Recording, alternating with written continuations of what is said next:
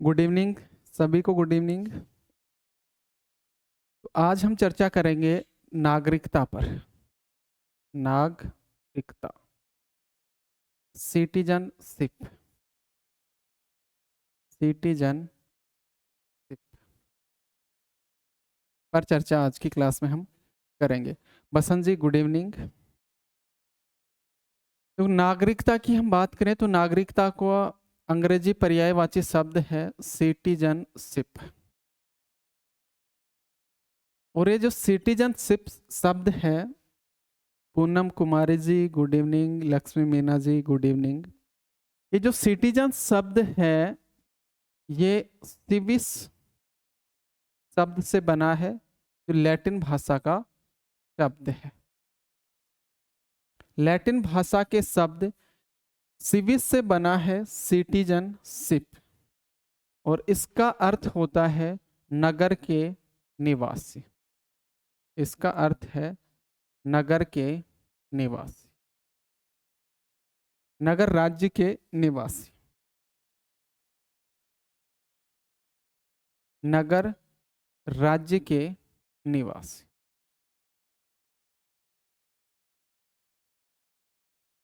यानी जो यूनानी नगर राज्य थे, छोटे छोटे नगर राज्य जैसे एथेंस हुआ, स्पार्टा हुआ, इनके संबंध में नागरिकता की बात, ये शब्द आया सिविस, और इसका अर्थ हो गया कि नगर के निवासी, नगर के निवासी या नगर राज्य के निवासी। यानी नागरिकता जो अवधारणा है ये राज्य से जुड़ी हुई अवधारणा है। यानी राज्य अपने सदस्यों को या अपनी जनता को नागरिकता प्रदान करता है। तो नागरिकता की जो अवधारणा है ये राज्य से जुड़ी हुई अवधारणा है। नागरिकता की अवधारणा राज्य से जुड़ी अवधारणा है, राज्य से जुड़ी हुई अवधारणा है। यानी राज्य राज्य लोगों को नागरिकता प्रदान करता है, राज्य लोगों को नागरिकता प्रदान करता है, राज्य लोगों को नागरिकता प्रदान करता है। जसमत जी नमस्कार। तो राज्य से जुड़ी हुई अवधारणा है, राज्य लोगों को नागरिकता प्रदान करता है। जो भी व्यक्ति नागरिक है किसी भी समुदाय का, तो उस समुदाय के प्रति व्यक्ति की निष्ठा होती है।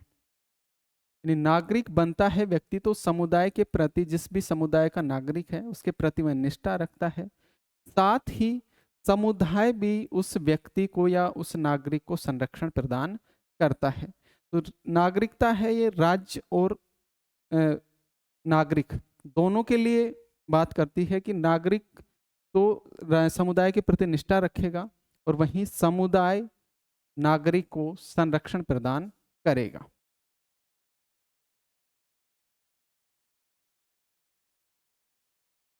नागरिक समुदाय के प्रति निष्ठा रखता है, नागरिक समुदाय के प्रति निष्ठा रखता है, और वहीं समुदाय नागरिक को सुरक्षा देता है। समुदाय नागरिक को सुरक्षा देता है, समुदाय नागरिक को सुरक्षा देता है, समुदाय नागरिक को सुरक्षा प्रदान करता है या संरक्षण प्रदान करता है। नागरिक को कुछ अधिकार प्राप्त होते हैं और ये अधिकार समुदाय के विरुद्ध प्राप्त होते हैं। वहीं समुदाय के प्रति नागरिक के कुछ कर्तव्य भी होते हैं। तो नागरिकता की अवधारणा अधिकार और कर्तव्य दोनों से जुड़ी हुई है, अधिकार और कर्तव्य से जुड़ी हुई है। यानी नागरिक के कुछ अधिकार होते हैं, नागरिक को समुदाय के विरुद्ध, समुदाय की बात मैं कर रहा हूं मतलब समझना इसका, कोई भी देश या राष्ट्र, समुदाय का मतलब कोई देश या राष्ट्र की बात हो रही है। तो नागरिक को समुदाय के विरुद्ध अधिकार प्राप्त होते हैं, विरुद्ध अधिकार प्राप्त होते हैं। और वहीं समुदाय के प्रति कुछ कर्तव्य भी होते हैं। नागरिक के समुदाय के प्रति कर्तव्य भी होते हैं। समुदाय के प्रति कर्तव्य होते हैं। यानी नागरिकता की जो अवधारणा है ये अधिकार और कर्तव्य दोनों से जुड़ी हुई है। अधिकार व कर्तव्य दोनों से जुड़ी हुई अवधारणा है। यानी हम कह सकते हैं कि नागरिकता एक ऐसी स्थिति है जिसमें व्यक्ति को कुछ अधिकार प्राप्त होते हैं, व्यक्ति को कुछ स्वतंत्रताएं प्राप्त होती हैं और व्यक्ति के समुदाय के प्रति कुछ कर्तव्य निर्धारित होते हैं। ये केवल नागरिक को प्राप्त होते हैं, विदेशियों को प्राप्त नहीं होते हैं। तो नागरिकता के संबंध में हम कह सकते हैं कि नागरिकता एक ऐसी स्थिति है जिसमें समुदाय के विरुद्ध व्यक्ति को अधिकार प्राप्त होते हैं तथा समुदाय के प्रति व्यक्ति के कुछ कर्तव्य होते हैं। ये केवल नागरिकों को प्राप्त होते हैं, विदेशियों को प्राप्त नहीं होते हैं। तो इन अधिकारों के आधार पर, यानी नागरिक अधिकारों के आधार पर हम कह सकते हैं कि कोई भी देश है उसमें दो प्रकार के व्यक्ति होंगे। कोई भी राष्ट्र है उसमें दो प्रकार के व्यक्ति रहेंगे। एक वो जो नागरिक होंगे, दूसरे वो जो अनागरिक हैं या विदेशी हम कह सकते हैं। नागरिक नहीं है या विदेशी है, नागरिक नहीं है या विदेशी हैं। तो ये जो नागरिक होंगे इनको अधिकार प्राप्त होते हैं, नागरिकों को स्वतंत्रताएं प्राप्त होती हैं और कुछ इनके लिए कर्तव्य भी होते हैं। विदेशियों के लिए सब नहीं होते हैं। विदेशियों के लिए अधिकार, कर्तव्य, स्वतंत्रताएं आदि नहीं होती हैं।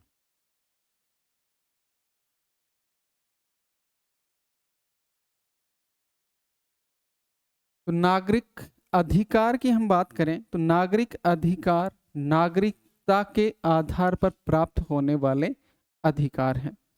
नागरिकता से एक शब्द जुड़ जाएगा, नागरिक अधिकार। नागरिक अधिकार, तो नागरिक अधिकार नागरिकता के आधार पर प्राप्त होने वाले अधिकार, नागरिकता के आधार पर प्राप्त होने वाले अधिकार, आधार पर प्राप्त होने वाले अधिकार, प्राप्त होने वाले अधिकार क्या कहलाएंगे? नागरिक अधिकार। और इन नागरिक अधिकारों को राज्य के कानून का संरक्षण प्राप्त होता है। ये जो नागरिक अधिकार होते हैं इनको राज्य के कानून का संरक्षण प्राप्त होता है। राज्य के कानून का संरक्षण प्राप्त होता है, प्राप्त होता है। राज्य के कानून का संरक्षण प्राप्त होता है। तो नागरिकता के संबंध में कुछ बातें आपको समझ में आई होंगी कि नागरिकता है क्या। तो नागरिकता को इंग्लिश में कहा जाता है सिटीजनशिप।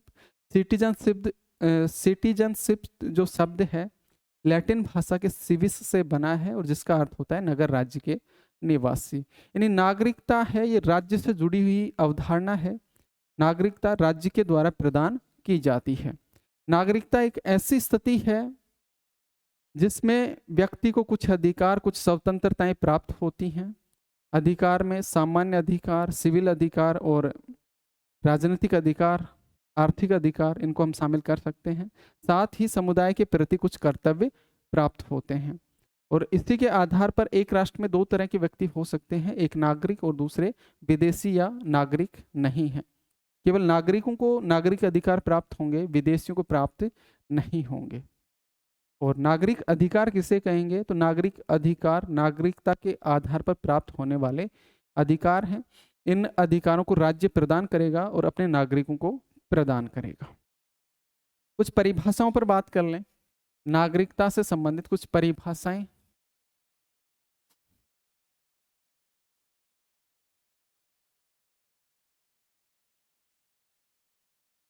परिभाषाएं सबसे पहली परिभाषा हम लेते हैं गेटेल महोदय की। परिभाषा हम लेते हैं गेटेल महोदय की।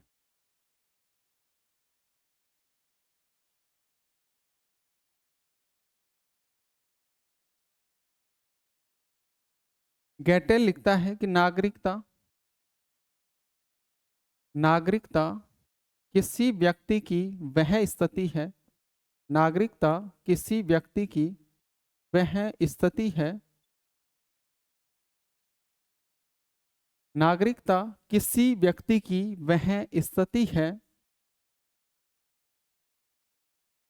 जिसके अंतर्गत वह राज्य में जिसके अंतर्गत वह राज्य में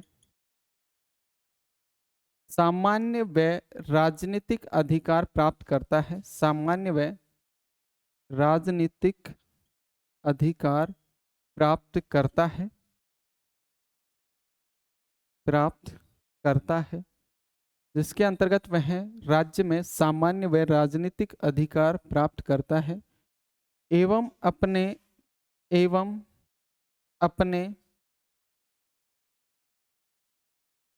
कर्तव्यों का स्वाभाविक पालन करने के लिए सदैव तत्पर रहता है। स्वाभाविक रूप से पालन करने के लिए सदैव तत्पर रहता है। पालन करने के लिए सदैव तत्पर रहता है। सदैव तत्पर रहता है। तो गेटेल महोदय के अनुसार परिभाषा की हम बात करें तो गेटेल कहता है कि नागरिकता किसी व्यक्ति की वह स्थिति है जिसके अंतर्गत वह राज्य में सामान्य अधिकार और राजनीतिक अधिकार प्राप्त करता है और अपने कर्तव्यों का स्वाभाविक रूप से पालन करने के लिए सदैव तत्पर रहता है।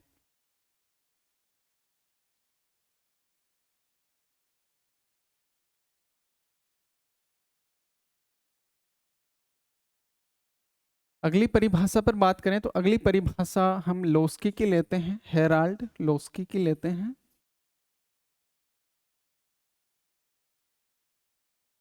लोस्की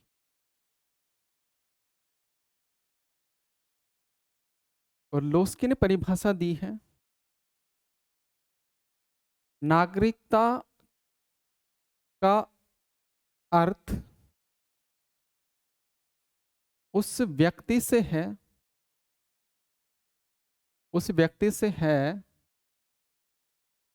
जो संगठित समाज का सदस्य होता है।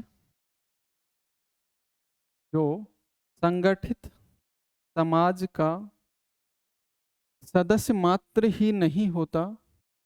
जो संगठित समाज का सदस्य मात्र ही नहीं होता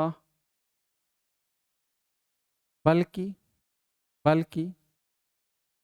संगठित समाज का सदस्य मात्र ही नहीं होता बल्कि संगठित समाज के आदेशों का वाहक बल्कि संगठित समाज के आदेशों का वाहक व कर्तव्यों का स्वाभाविक पालन करता होता है।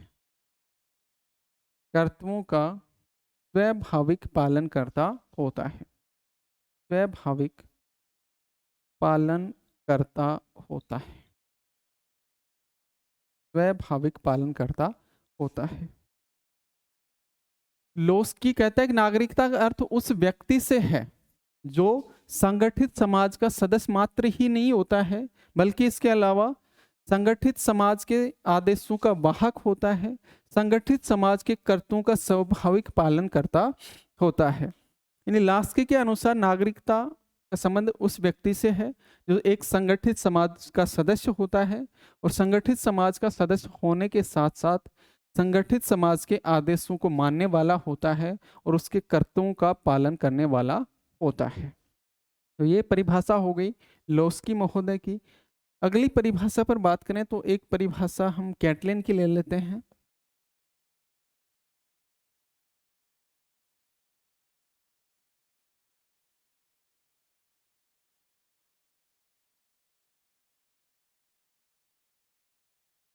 कैटलिन।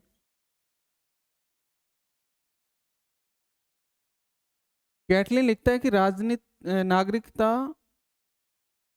किसी व्यक्ति की वह वैधानिक स्थिति है। नागरिकता किसी व्यक्ति की किसी व्यक्ति की वह वैधानिक नागरिकता किसी व्यक्ति की वह वैधानिक स्थिति है। नागरिकता किसी व्यक्ति की वह वैधानिक स्थिति है जिसके कारण जिसके कारण जिसके कारण वह राजनीतिक रूप में संगठित समाज की सदस्यता प्राप्त कर संगठित समाज की सदस्यता प्राप्त कर सामाजिक व राजनीतिक लाभ प्राप्त करता है। सामाजिक व राजनीतिक लाभ प्राप्त करता है। सामाजिक और राजनीतिक लाभ प्राप्त करता है। लाभ प्राप्त करता है। तो कैटलिन ने क्या कहा कि नागरिकता किसी व्यक्ति की वह वैधानिक स्थिति है जिसके कारण वह राजनीतिक रूप से संगठित समाज की सदस्यता प्राप्त करके सामाजिक व राजनीतिक लाभ प्राप्त करता है।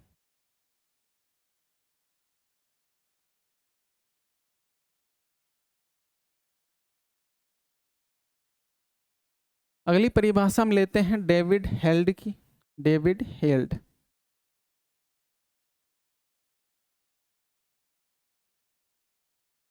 डेविड हेल्ड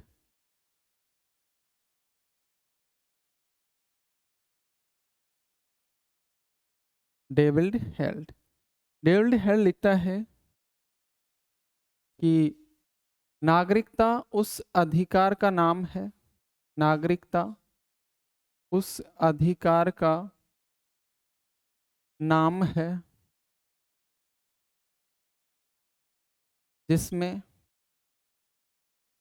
नागरिकता उस अधिकार का नाम है जिसमें सभी लोगों को जिसमें सभी लोगों को समान अधिकार व कर्तव्य प्राप्त होते हैं।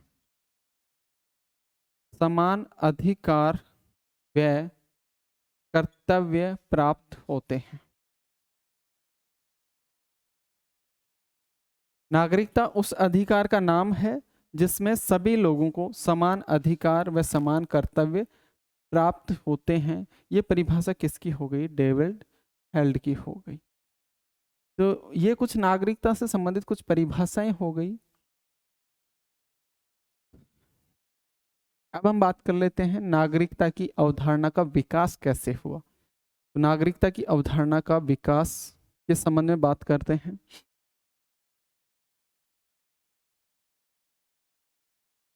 परिभाषाएं हो गई। नागरिकता की अवधारणा का विकास।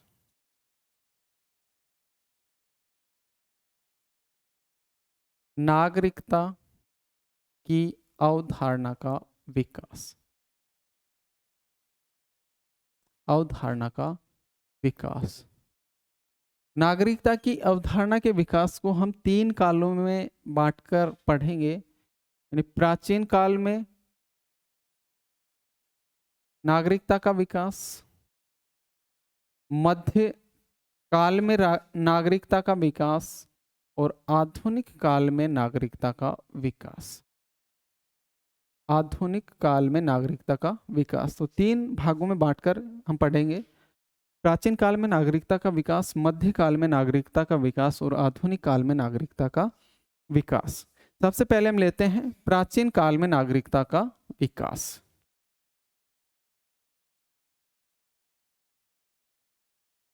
प्राचीन काल में नागरिकता का विकास।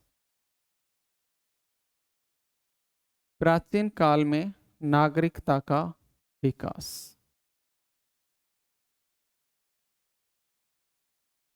देखो, हम प्राचीन काल की हम बात करें तो प्राचीन काल में नागरिकता के जो आरंभिक संकेत मिलते हैं या आरंभिक जो वर्णन मिलता है वो मिलता है यूनान और रोमन व्यवस्थाओं में, यूनानी और रोमन राजनीतिक व्यवस्थाओं में। तो नागरिकता के सबसे प्राचीन संकेत कहाँ से मिलते हैं? तो यूनानी व रोमन राजनीतिक व्यवस्थाओं में। नागरिकता के आरंभिक नागरिकता के आरंभिक संकेत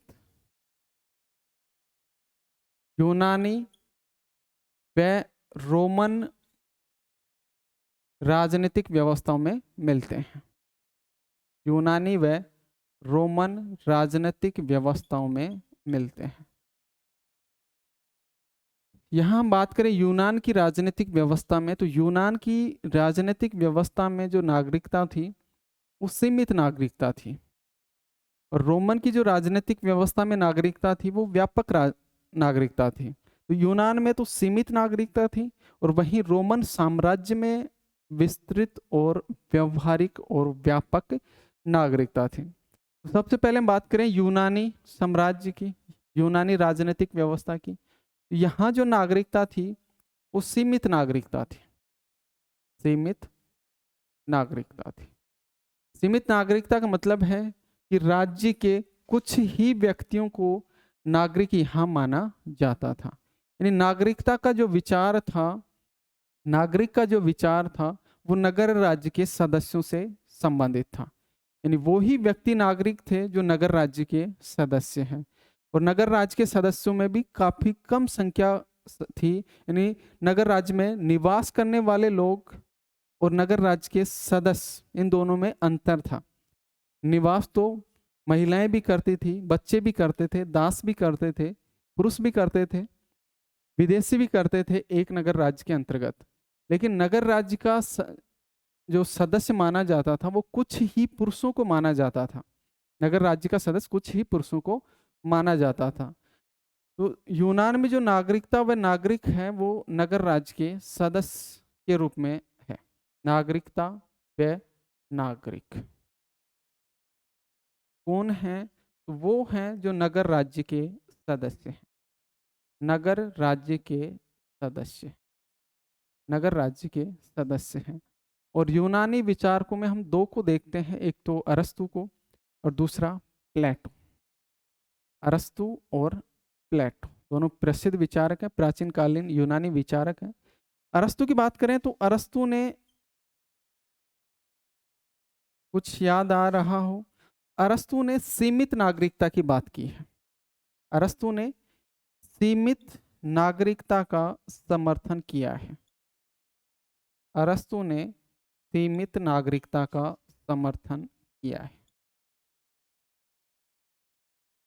सीमित नागरिकता का समर्थन अरस्तु ने किया है, और अरस्तु कहता है कि वही व्यक्ति नागरिक है जो या तो न्याय व्यवस्था से संबंधित सदस्य है या फिर विधायिका का सदस्य है। या तो न्याय व्यवस्था का सदस्य है या विधायिका का सदस्य है, वही व्यक्ति नागरिक होगा, और साथ ही साथ उसको अवकाश प्राप्त होना चाहिए।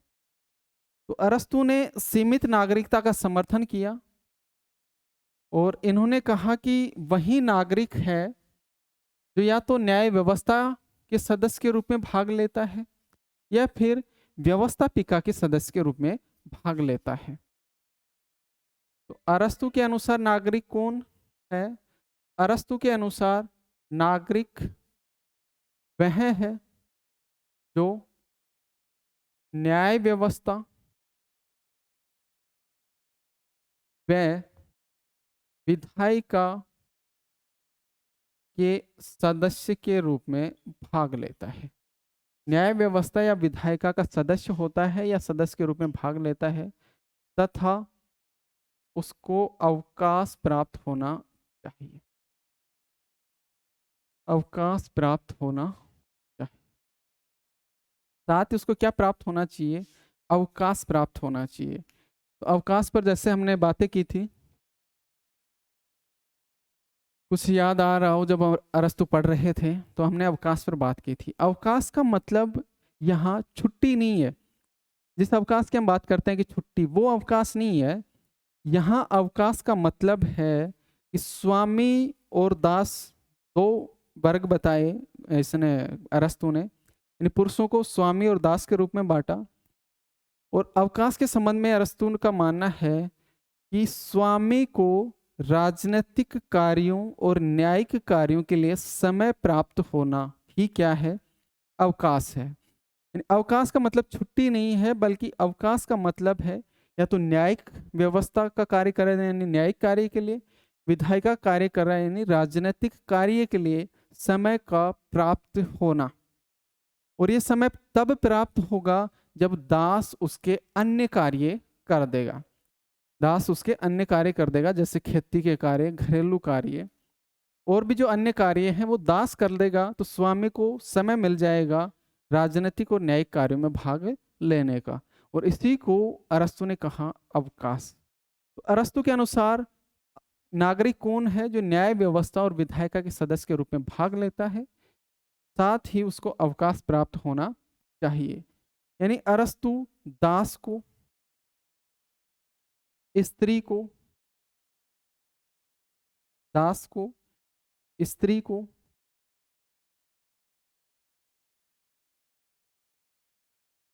बच्चों को, श्रमिक को, शिल्पी को, विदेशी को नागरिक नहीं माना है। दास, स्त्री, बच्चे, श्रमिक, शिल्पी, विदेशी अरस्तु के अनुसार नागरिक नहीं है। अरस्तु के अनुसार नागरिक नहीं है। अरस्तु कहता है कि नागरिक के लिए व्यक्ति का उच्च नैतिक स्तर होना चाहिए, उच्च बौद्धिक स्तर होना चाहिए। और उच्च नैतिक स्तर और उच्च बौद्धिक स्तर तो केवल स्वामी वर्ग के पास ही होता है, दास के पास तो होता नहीं है, ना महिलाओं के पास होता है, बच्चों के पास भी नहीं है, श्रमिक और शिल्पी के पास भी नहीं है, क्योंकि वो तो श्रम में ही लगे रहते हैं। ना ही विदेशियों को ये नागरिकता देता है। तो इन्होंने नागरिकता के संबंध में कहा कि नागरिक का उच्च नैतिक व उच्च बौद्धिक स्तर होना चाहिए। अरस्तु के अनुसार नागरिक का उच्च नैतिक स्तर व उच्च बौद्धिक स्तर होना चाहिए। उच्च बौद्धिक स्तर होना चाहिए। उच्च नैतिक स्तर होना चाहिए, उच्च बौद्धिक स्तर होना चाहिए। तो अरस्तु ने कैसी नागरिकता का समर्थन किया है? अरस्तु सीमित नागरिकता का समर्थक है, जो कुछ ही व्यक्तियों को नागरिकता प्रदान करता है। अब हम बात करते हैं प्लेटो के अनुसार नागरिकता।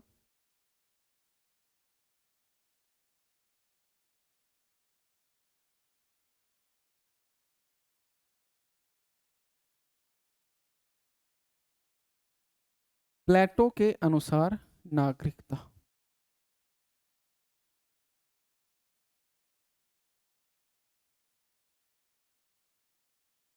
तो प्लेटो ने नागरिक में दार्शनिक वर्ग को भी शामिल किया है, सैनिक वर्ग को भी शामिल किया है, साथ ही उत्पादक वर्ग को भी शामिल किया है।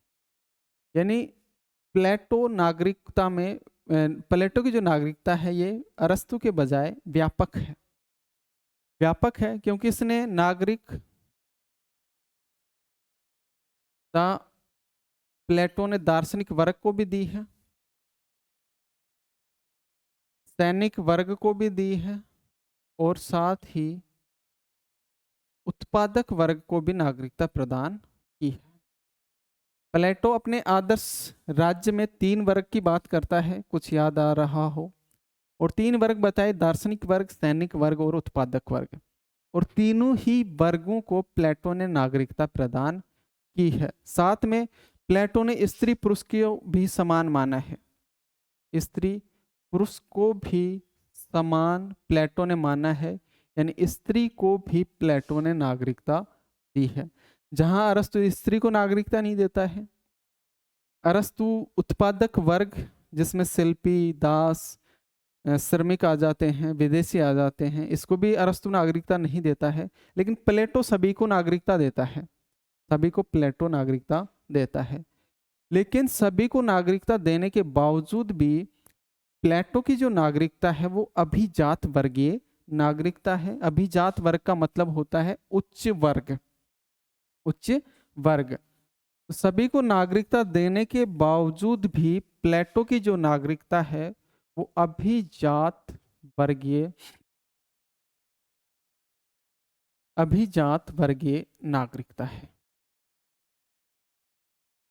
प्लेटो की नागरिकता कैसी नागरिकता है? अभिजात वर्गीय नागरिकता है।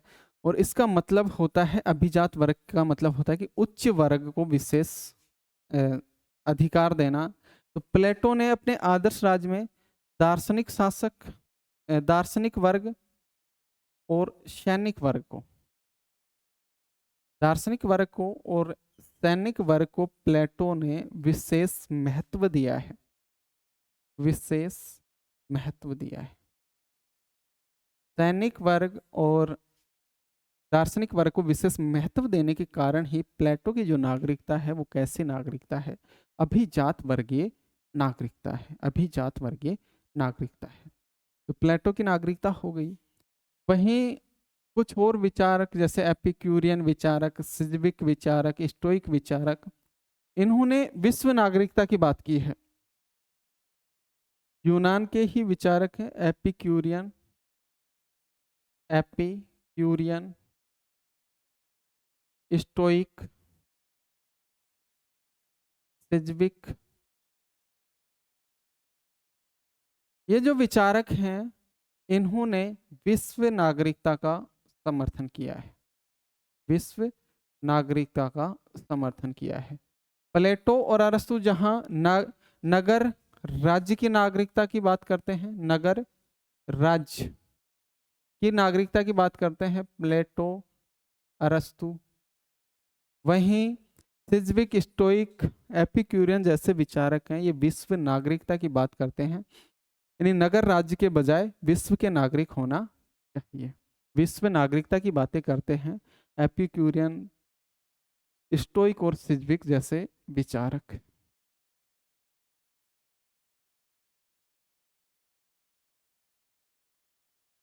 और विश्व नागरिकता के संबंध में बारकर का एक कथन है, बारकर महोदय का कथन है विश्व नागरिकता के संबंध में। बारकर, बारकर नहीं, डनिंग का, सॉरी, डनिंग का कथन है, डनिंग, डनिंग। और डनिंग कहता है कि जब यूनानी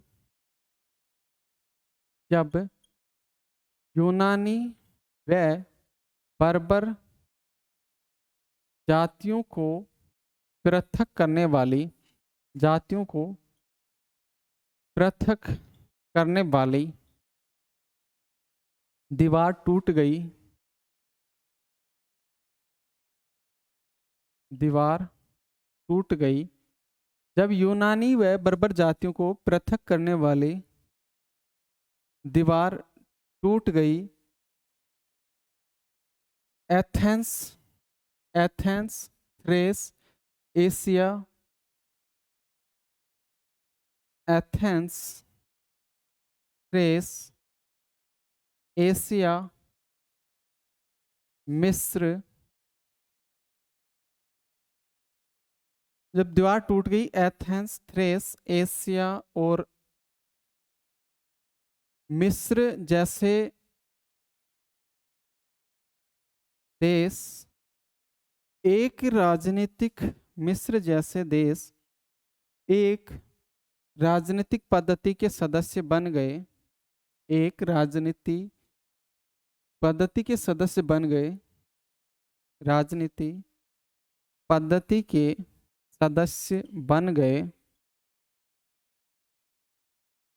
सदस्य बन गए।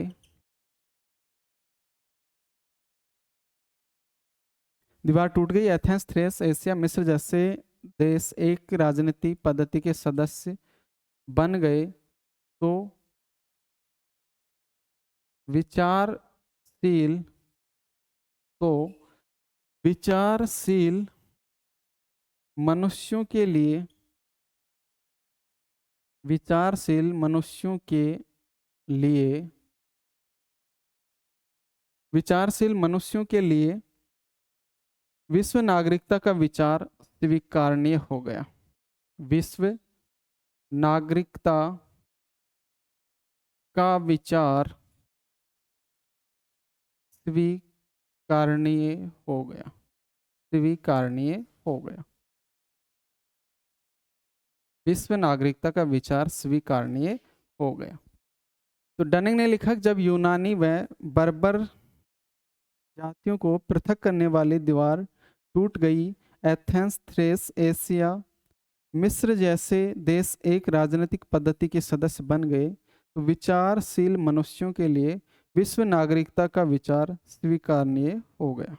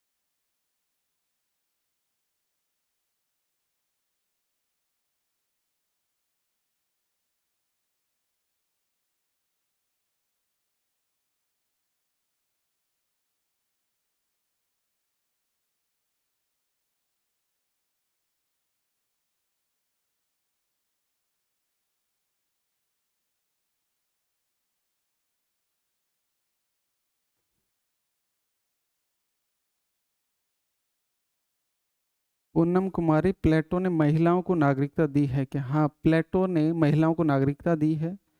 हंसराज जी, स्टोइक कौन थे? देखो, अरस्तु के बाद जो यूनान में विचारक पैदा हुए 300 ईसा पूर्व के आसपास, तो उन विचारकों को स्टोइक दर्शन की एक परंपरा चली, स्टोइक विचारक कहा जाता है। और ये जो विचारक थे, ये आत्मनियंत्रण पर अत्यधिक बल देते थे। यानी तपस्या, जिनको हम हमारे भारतीय भाषा में कहते हैं कि साधु संत जो तपस्या करके आत्मनियंत्रण जो पैदा करते हैं, तो उसी तरह इन्होंने भी, स्टोइक विचारकों ने भी तपस्या पर बल दिया, आत्मनियंत्रण पर बल इन्होंने दिया था। और ये अरस्तु के बाद इसमें यूनान में पैदा हुए थे। 300 ईसा पूर्व के आसपास की बात है, जिसको स्टोइक दर्शन कहा जाता है।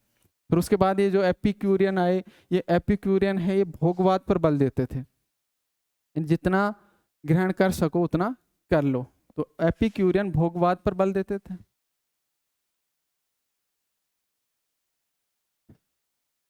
तो प्राचीन काल की नागरिकता की बात हो गई। अब हम बात करें मध्यकाल की नागरिकता की। मध्यकाल में नागरिकता, मध्यकाल में नागरिकता, मध्यकाल में नागरिकता। देखो, मध्यकाल जिसको अंधकार युग के नाम से भी जाना जाता है, इस समय यूरोप में जो राजनीतिक सत्ता थी, उस राजनीतिक सत्ता पर धार्मिक सत्ता का वर्चस्व स्थापित हो गया था। तो धार्मिक सत्ता का वर्चस्व स्थापित हो गया, तो इस लोक की या इस लोक में नागरिकता संबंधी विचार था, वो उस पर चर्चा ही नहीं हुई। यानी उसमें तो चर्चा किसकी होती थी? धर्म की होती थी, ईश्वर की संतान की चर्चा होती थी। यानी राष्ट्र या नगर राज्य का नागरिक से संबंधित बातें नहीं होती थी, बल्कि व्यक्ति को भगवान की संतान माना जाता था। तो धर्म पर हावी होने के कारण मध्यकाल में नागरिकता का जो विचार था वो एक तरह से गायब हो गया। नागरिकता पर चर्चा होना ही बंद हो गई। तो मध्यकाल में यूरोप में राजनीतिक सत्ता पर राजनीतिक सत्ता पर धर्म सत्ता या चर्च की सत्ता, धर्म की सत्ता, इसको चर्च की सत्ता भी कह सकते हैं। चर्च की सत्ता का वर्चस्व स्थापित हो गया, वर्चस्व स्थापित हो गए। चर्च की सत्ता का वर्चस्व स्थापित हो गया, इस कारण नागरिकता चर्चा का विषय नहीं रही। नागरिकता चर्चा का विषय नहीं रही। तो नागरिकता चर्चा का विषय नहीं रही मध्यकाल में। अब हम बात करते हैं आधुनिक काल में नागरिकता की। तो आधुनिक काल में नागरिकता की हम बात करें तो 15वीं सदी, 15वीं और 16वीं सदी में यूरोप में एक घटना होती है, यानी धार्मिक सुधार आंदोलन चलते हैं, पुनर्जागरण की शुरुआत होती है और पुनर्जागरण के साथ आधुनिक युग में प्रवेश करते हैं। औद्योगिकीकरण की क्रांति होती है, औद्योगिक क्रांति होती है और इस कारण नागरिकता के स्वरूप में भी परिवर्तन आ जाता है। वैज्ञानिकवाद पर बल दिया जाता है, धर्म को राज्य सत्ता से अलग करने का समर्थन इसमें किया जाता है। तो नागरिकता की परिभाषा और नागरिकता के स्वरूप में भी आधुनिक काल में परिवर्तन आ गया। तो आधुनिक काल की हम बात करें,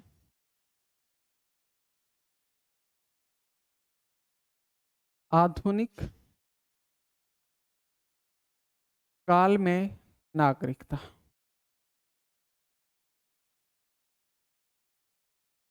आधुनिक काल में नागरिकता 15वीं 16वीं सदी में धार्मिक सुधार, 15वीं 16वीं सदी में धार्मिक सुधार आंदोलन,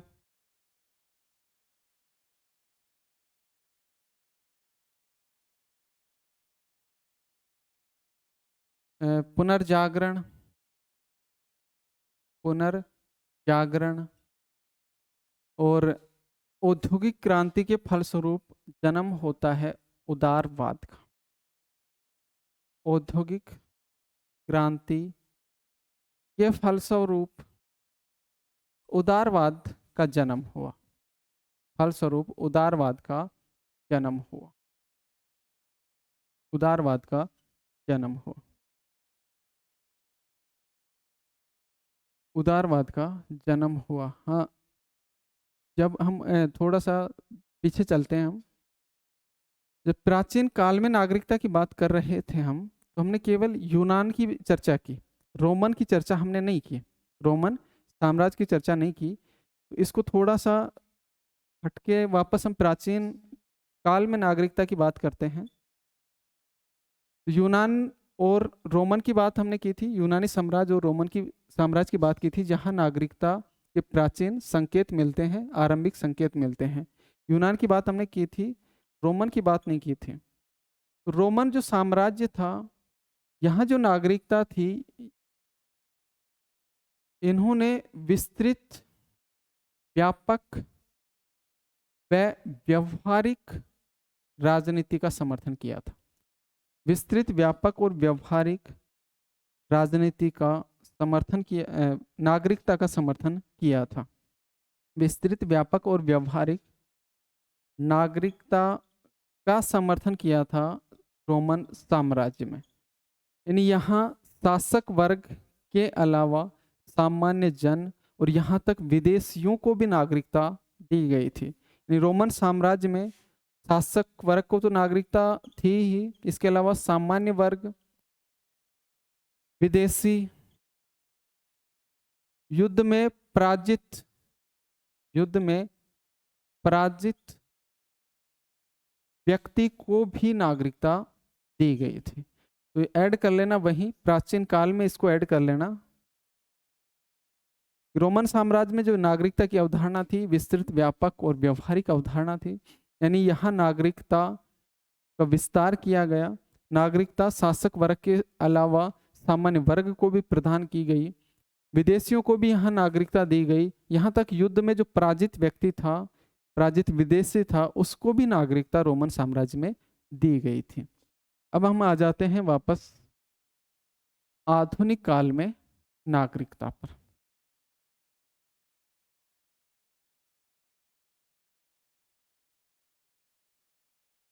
उदारवाद का जन्म हो गया और उदारवाद के जन्म के बाद में नागरिकता की अवधारणा का जो स्वरूप था उसमें भी परिवर्तन आया और उदारवाद में सभी लोगों को नागरिकता देने का समर्थन किया, यानी सार्वभौमिक नागरिकता का समर्थन किया गया उदारवाद में। तो जन्म हुआ, इस कारण नागरिकता के स्वरूप में परिवर्तन आया। नागरिकता के स्वरूप में परिवर्तन आया, स्वरूप में परिवर्तन आया। 1688 में इंग्लैंड में क्रांति होती है जिसको कहा जाता है रक्तहीन क्रांति या इंग्लैंड की गौरवपूर्ण क्रांति।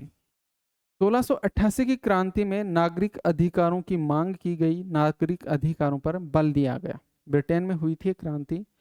इस क्रांति के फलस्वरूप सार्वभौमिक पुरुष नागरिकता दी गई, यानी केवल पुरुषों को नागरिक अधिकार दिए गए। तो सार्वभौमिक पुरुष नागरिक अधिकार दिए गए 1688 की गौरवपूर्ण क्रांति में। 1688 की गौरवपूर्ण क्रांति या इसको रक्तहीन क्रांति भी कहते हैं, रक्तहीन क्रांति भी कहते हैं। ये ब्रिटेन में हुई थी और इसमें वहां के शासक वर्ग को, शासक था उसको हटाया गया था, शासक की जगह उसकी पुत्री और शासक के दामाद को शासक बनाया गया था और नागरिक अधिकार कुछ प्राप्त किए गए थे। तो इस 1688 की गौरवपूर्ण क्रांति के बाद पुरुषों के लिए नागरिक अधिकार प्राप्त किए गए। केवल पुरुषों को नागरिक अधिकार प्राप्त हुए,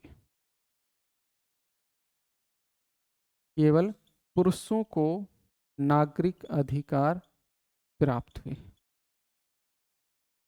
अधिकार प्राप्त हुए केवल पुरुषों को। ब्रिटेन में 1928 में जाकर महिलाओं को नागरिक अधिकार मिले थे।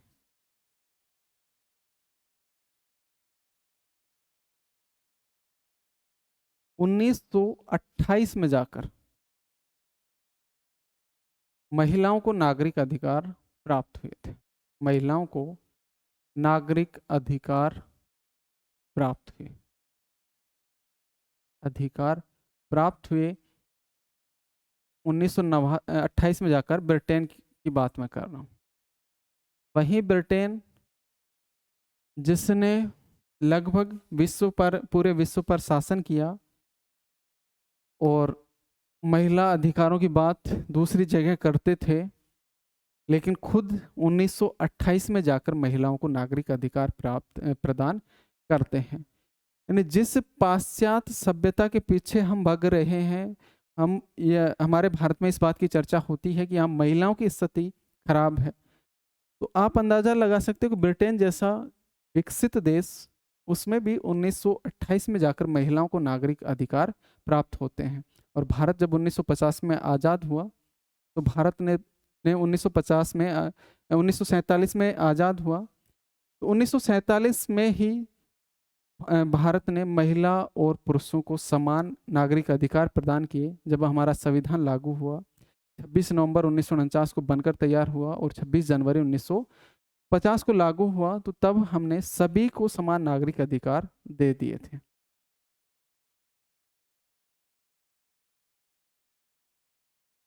1789 की जो फ्रांस की क्रांति हुई थी, इसमें सभी के लिए नागरिक अधिकारों की मांग की गई थी। 1789 की फ्रांस की क्रांति, यानी पहली बार सभी के लिए नागरिक अधिकारों की जो मांग की गई, सभी को के लिए नागरिक अधिकारों की मांग की,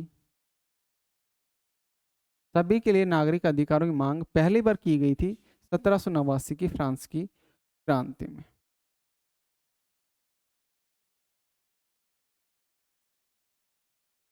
और सबसे पहले जो सार्वभौमिक मताधिकार दिया गया था, सार्वभौमिक मताधिकार, यानी स्त्री और पुरुष को सबसे पहले जो मताधिकार प्राप्त हुआ था वो न्यूजीलैंड में हुआ था 1893। न्यूजीलैंड में 1893। सबसे पहले स्त्री और पुरुष दोनों को समान रूप से यानी सार्वभौमिक मताधिकार न्यूजीलैंड में दिए गए 1893 में दिए गए। तो इस तरह नागरिकता का विकास हुआ और धीरे धीरे सार्वभौमिक नागरिकता की बात हो की गई, यानी स्त्री पुरुष बच्चे सभी को नागरिकता दी गई। और वर्तमान में तो वैश्विक नागरिकता की बातें हो रही हैं कि वैश्विक स्तर पर नागरिकता प्राप्त होनी चाहिए। तो आधुनिक काल में नागरिकता का विकास हो गया।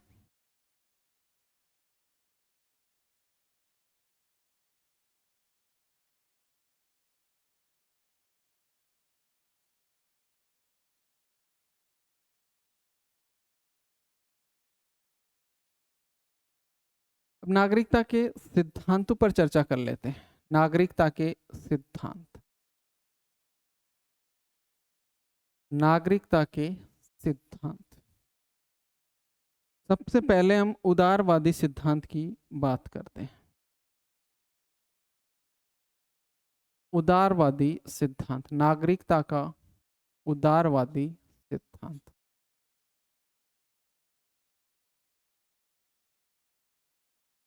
और इस सिद्धांत के प्रमुख प्रवक्ता की हम बात करें, प्रमुख प्रवक्ता,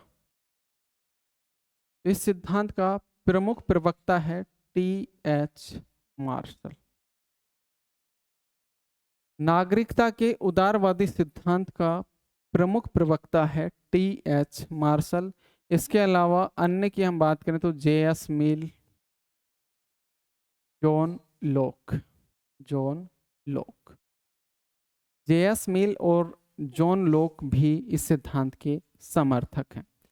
उदारवादियों के अनुसार नागरिकता का जो आधार या बुनियाद है वो है नागरिक अधिकार। नागरिकता की बुनियाद उदारवादियों के अनुसार क्या है? नागरिक आधार है, नागरिक अधिकार है। उदारवादियों के अनुसार नागरिकता का आधार या नागरिकता की बुनियाद है नागरिक अधिकार। उदारवाद में अधिकारों के विकास पर बल दिया जाता है और नागरिक अधिकारों के विकास पर बल देने के कारण उदारवादी सिद्धांत को विकासात्मक नागरिकता सिद्धांत भी कहा जाता है।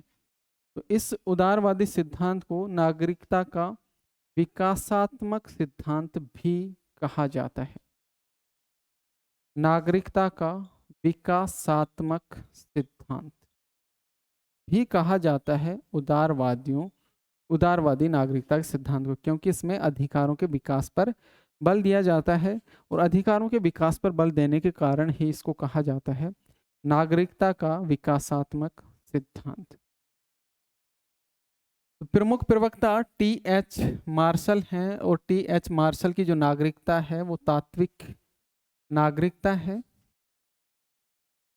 तात्विक नागरिकता है। बात करेंगे अभी इस पे हम टी.एच. मार्शल के बारे में। टी.एच. मार्शल की हम बात करें, टी.एच. मार्शल की पुस्तक है citizenship and social class.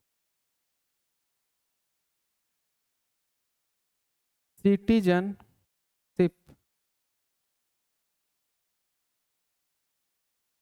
And social class, 1950 की ये पुस्तक है, सिटीजनशिप एंड सोशल क्लास। इस पुस्तक में टी.एच. मार्शल ने लिखा कि नागरिकता विभिन्न व्यक्तियों के लिए, नागरिकता विभिन्न व्यक्तियों के लिए, विभिन्न व्यक्तियों के लिए अधिकार व कर्तव्य, अधिकार व कर्तव्य,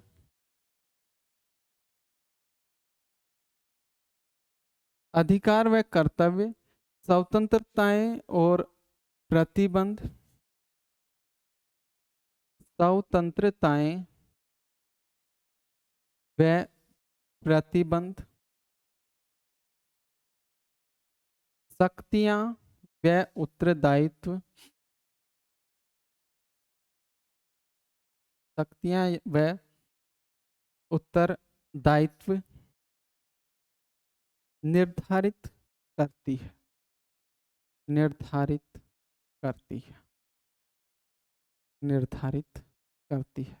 तो टी.एच. मार्शल ने अपनी पुस्तक सिटीजनशिप एंड सोशल क्लास में बताया कि नागरिकता किस किस का निर्धारण करती है। तो नागरिकता विभिन्न व्यक्तियों के लिए अधिकार का निर्धारण करती है, नागरिकता विभिन्न व्यक्तियों के लिए कर्तव्य का निर्धारण करती है, विभिन्न व्यक्ति को क्या क्या स्वतंत्रताएं प्राप्त होंगी इसका निर्धारण करती है, उस पर क्या क्या प्रतिबंध होंगे इसका निर्धारण करती है, व्यक्तियों को क्या क्या शक्तियां प्राप्त होंगी, व्यक्ति के लिए क्या क्या उत्तरदायित्व होंगे, इन सब का निर्धारण कौन करती है? नागरिकता करती है, टी.एच. मार्शल के अनुसार।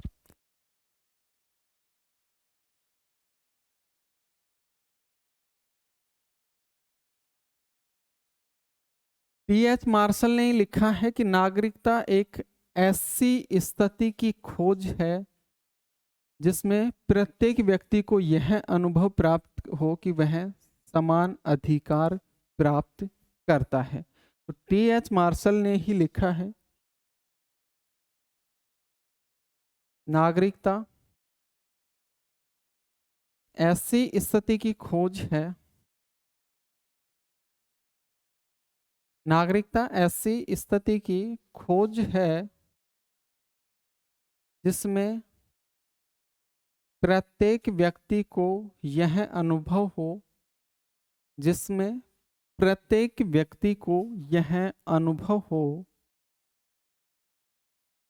नागरिकता एक ऐसी स्थिति की खोज है जिसमें प्रत्येक व्यक्ति को यह अनुभव हो कि उसे अन्य के समान दर्जा प्राप्त है, अन्य के समान दर्जा प्राप्त है तथा वह अन्य के समान अधिकार प्राप्त कर सकता है, तथा वह अन्य के समान अधिकार, अन्य के समान अधिकार प्राप्त कर सकता है, अन्य के समान अधिकार प्राप्त कर सकता है। यानी मार्शल के अनुसार नागरिक एक ऐसी स्थिति है जिसमें प्रत्येक व्यक्ति को अनुभव हो कि वो अन्य के समान दर्जा प्राप्त करता है, अन्य के समान अधिकार प्राप्त करता है। यानी टी.एच. मार्शल ने सभी के लिए समान नागरिकता का समर्थन किया है, सभी के लिए समान नागरिकता व सार्वभौमिक नागरिकता का समर्थन किया है, सार्वभौमिक नागरिकता का समर्थन किया है टी.एच. मार्शल ने। सीधा क्वेश्चन यहाँ से बन सकता है कि नागरिकता के संबंध में समान नागरिकता व सार्वभौमिक नागरिकता का सिद्धांत किसका है? टी.एच. मार्शल का हो जाएगा, क्योंकि टी.एच. मार्शल ने सभी को समान नागरिकता देता है, सभी को समान अधिकार देता है, समान दर्जा देता है। यानी टी.एच. मार्शल समान नागरिकता की बात करता है, सार्वभौमिक नागरिकता की बात करता है, यानी प्रत्येक व्यक्ति को नागरिक अधिकार देने का समर्थन करता है टी.एच. मार्शल ने। तो इसको ध्यान रखें, समान नागरिकता व सार्वभौमिक नागरिकता का सिद्धांत किसका हो जाएगा? टी.एच. मार्शल का हो जाएगा। टी.एच. मार्शल की पुस्तक हो गई सिटीजनशिप एंड सोशल क्लास।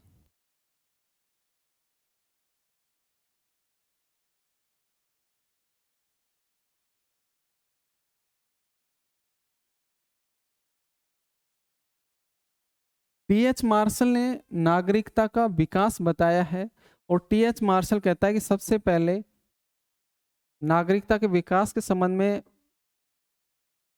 नागरिकता का विकास के संबंध में टी.एच. मार्शल ने बताया कि सबसे पहले नागरिक अधिकार प्राप्त होते हैं, सबसे पहले नागरिक अधिकार प्राप्त होते हैं, उसके बाद में राजनीतिक अधिकार प्राप्त होते हैं, और फिर जाकर सामाजिक अधिकार प्राप्त होते हैं, तब जाकर एक नागरिकता अपने उत्कर्ष को प्राप्त करती है। यानी नागरिकता का विकास होता है, टीएच मार्शल के अनुसार नागरिकता का क्या होता है, विकास होता है। नागरिकता का विकास होता है टीएच मार्शल के अनुसार, और यह विकास नागरिक अधिकार से शुरू होकर राजनीतिक अधिकार और सामाजिक अधिकार के रूप में उत्कर्ष पर पहुंचता है। यानी जब सामाजिक अधिकार प्राप्त हो जाते हैं तब जाकर एक नागरिकता का संपूर्ण विकास होता है। ये किसका मानना है, टीएच मार्शल का मानना है। उदारवादी सिद्धांत के अनुसार जो नागरिकता है ये नागरिक कल्याण पर बल देती है। उदारवादी सिद्धांत के अनुसार नागरिकता नागरिक कल्याण पर बल देती है।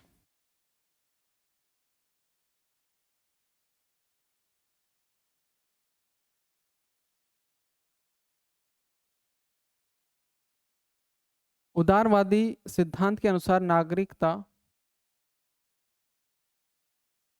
उदारवादी सिद्धांत के अनुसार जो नागरिकता है ये नागरिक कल्याण पर बल देती है। किस पर बल देती है, नागरिक कल्याण पर बल देती है। नागरिक कल्याण पर बल देती है। तो ये हो गया उदारवादी सिद्धांत, नागरिकता का उदारवादी सिद्धांत। अगला जो सिद्धांत है वो है नागरिकता का स्वेच्छातंत्रवादी सिद्धांत।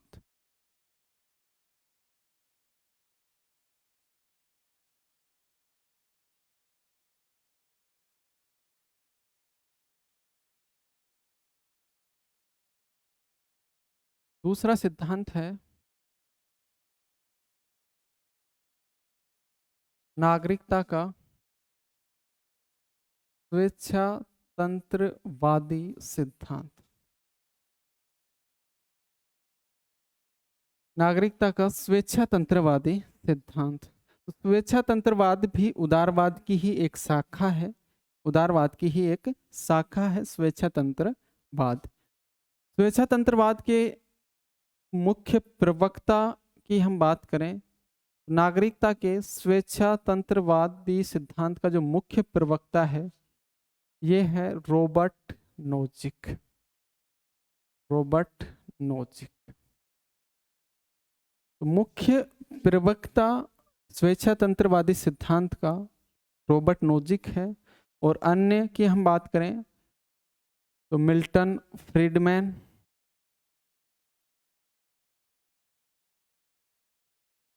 F.A. हेयक,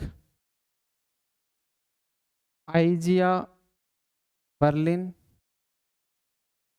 आइजिया बर्लिन, ये भी नागरिकता के स्वेच्छातंत्रवादी सिद्धांत के समर्थक हैं। तो मुख्य प्रवक्ता पूछा जाता है तो रॉबर्ट नोजिक है। बाकी अन्य जो स्वेच्छातंत्रवादी विचारक हैं जैसे Milton Friedman, F.A. Hayek, Isaiah Berlin, ये भी नागरिकता के स्वेच्छातंत्रवादी विचार के समर्थक हैं। इनके अनुसार जो नागरिकता है, स्वेच्छातंत्रवाद के अनुसार जो नागरिकता है, स्वेच्छातंत्रवाद के अनुसार जो नागरिकता है ये स्वतंत्र चयन और अनुबंध का परिणाम है। स्वतंत्र चयन व अनुबंध का परिणाम है।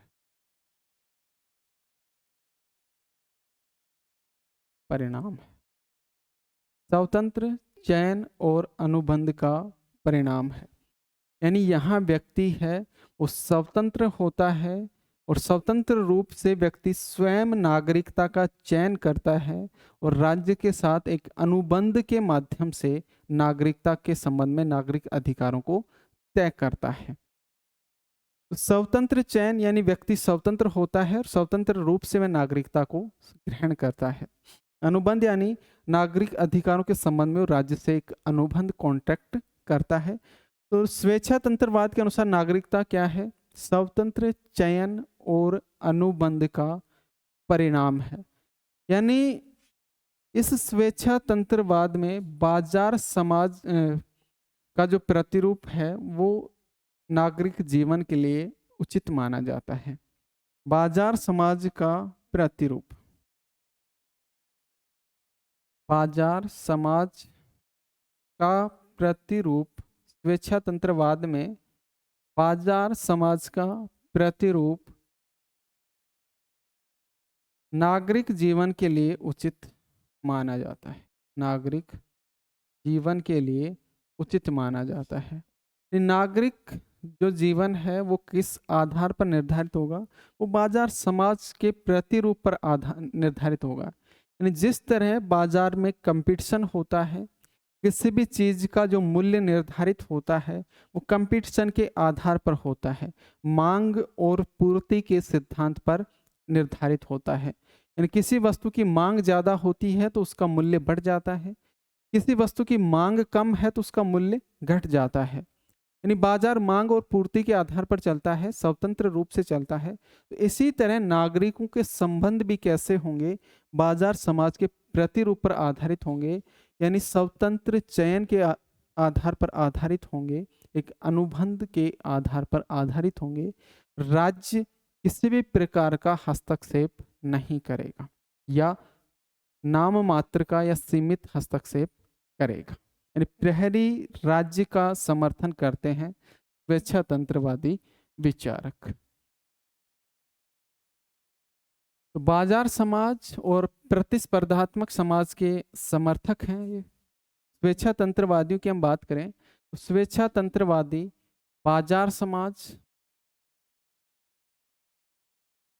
व प्रतिस्पर्धात्मक समाज के समर्थक हैं। प्रतिस्पर्धात्मक समाज के समर्थक। स्वेच्छा तंत्रवादी बाजार समाज और प्रतिस्पर्धात्मक समाज के समर्थक हैं। बाजार समाज की अभी हमने बात की थी। प्रतिस्पर्धात्मक मतलब हर चीज किस पर निर्धारित होगी? प्रतिस्पर्धा पर निर्धारित होगी। जो योग्य है वो अधिक प्राप्त करेगा, जो कम योग्य है वो कम प्राप्त करेगा।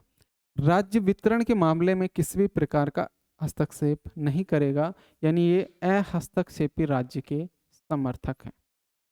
अहस्तक्षेपी राज्य के समर्थक हैं या न्यूनतम हस्तक्षेप के समर्थक हैं। न्यूनतम हस्तक्षेप के समर्थक हैं, यानी सामाजिक कल्याण के विरोधी हैं। सामाजिक कल्याण के विरोधी हैं, यानी कल्याणकारी राज्य के विरोधी हैं। कल्याणकारी राज्य के विरोधी हैं। इनका मानना है कि राज्य एक उद्यम है। रॉबर्ट नोजिक है, रॉबर्ट नोजिक कहता है कि राज्य तो एक उद्यम के समान है और नागरिक उस उद्यम के ग्राहक व सेवार्थी हैं। रॉबर्ट नोजिक ने कहा कि राज्य एक उद्यम के समान है और नागरिक उसके ग्राहक या सेवार्थी हैं। रॉबर्ट नोजिक लिखता है कि राज्य एक उद्यम के समान है, जिसके नागरिक ग्राहक या सेवार्थी हैं। जिसके नागरिक ग्राहक या सेवार्थी। जिसके नागरिक ग्राहक या सेवार्थी। कोई भी उद्योग उद्यम या संस्था होती है जिससे कि हम ग्राहक होते हैं या फिर सेवार्थी होते हैं, यानी उससे सेवा प्राप्त करते हैं, सर्विस प्राप्त करते हैं। तो उसी तरह राज्य को एक उद्यम माना है रॉबर्ट नोजिक ने, और ग्राहक को नागरिक को माना है उसका ग्राहक या सेवार्थी। ग्राहक या सेवार्थी माना है।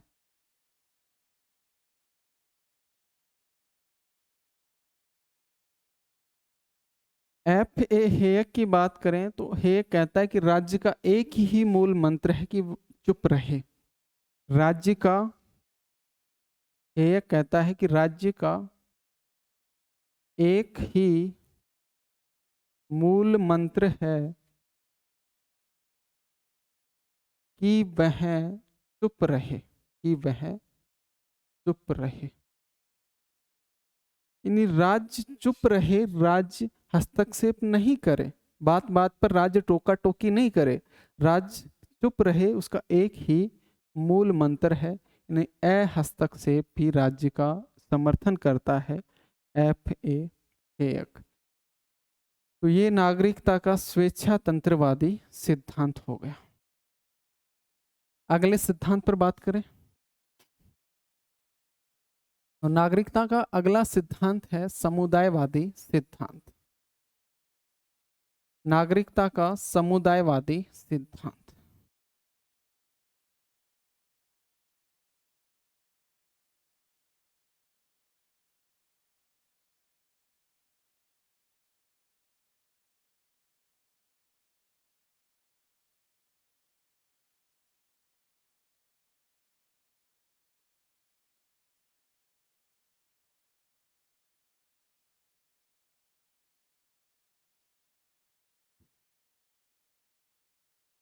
नागरिकता का समुदायवादी सिद्धांत।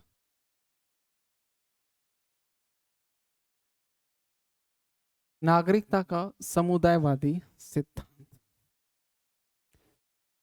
इसके समर्थकों की हम बात करें तो इसके समर्थक हैं Hannah Arendt, Hannah Arendt, Hannah aren't,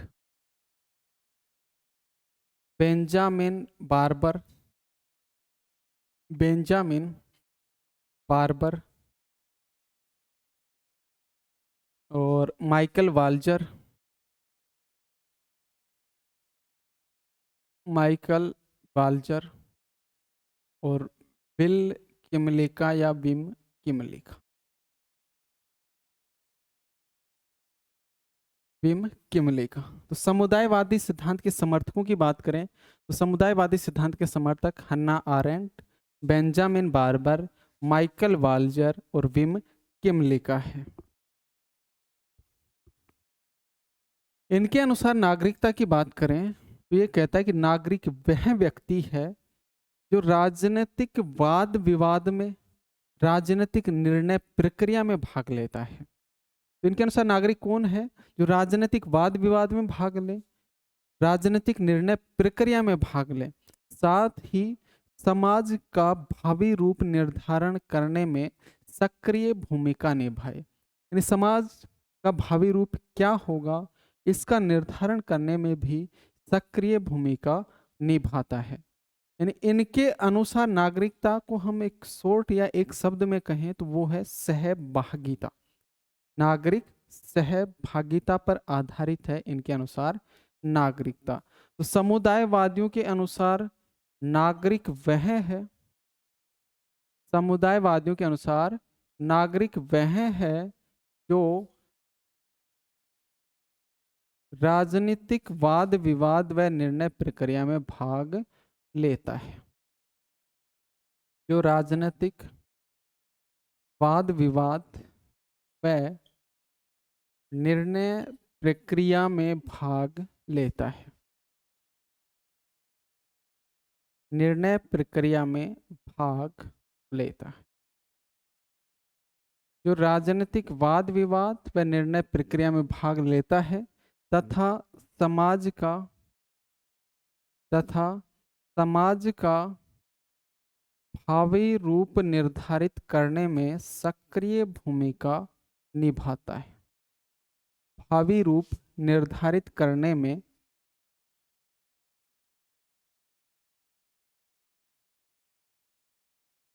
सक्रिय भूमिका निभाता है।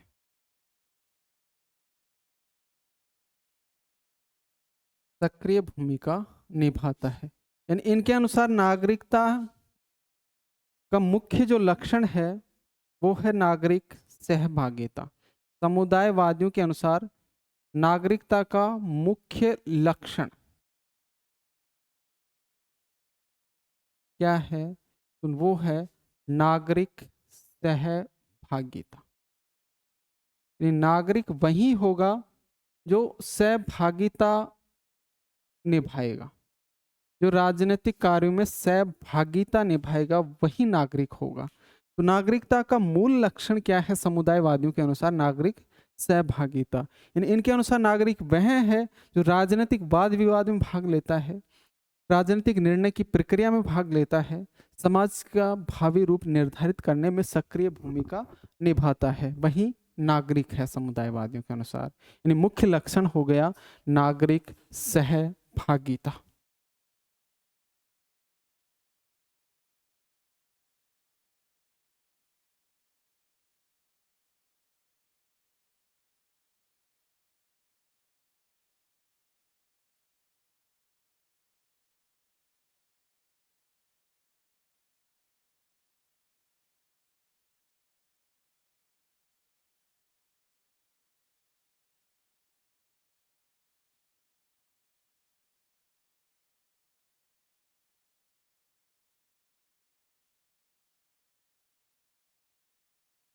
समुदायवादियों के अनुसार मनुष्य एक सामाजिक प्राणी है, सामाजिक प्राणी है। समुदायवादी मनुष्य को एक सामाजिक प्राणी मानते हैं और व्यक्ति तथा राज्य के घनिष्ठ संबंधों पर ये बल देते हैं। व्यक्ति तथा राज्य के घनिष्ठ संबंधों पर बल देते हैं, घनिष्ठ संबंधों पर बल देते हैं, संबंधों पर बल देते हैं।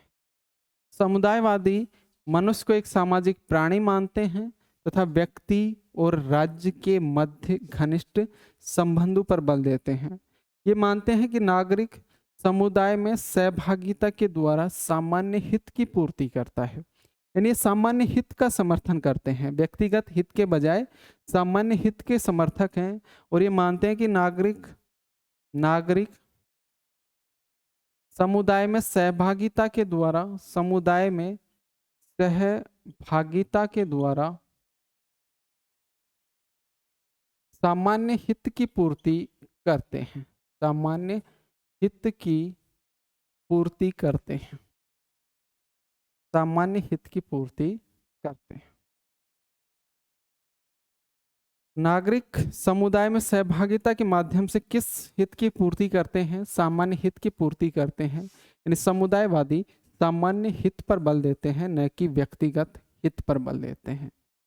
इसमें हम बात करें विम किमलिका की, तो विम किमलिका की पुस्तक है multi culture and citizenship.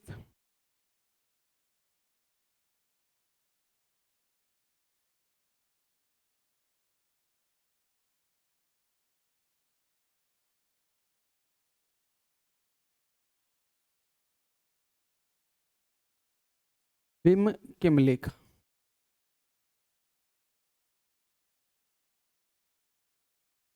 Will Kymlicka की पुस्तक है मल्टी कल्चरल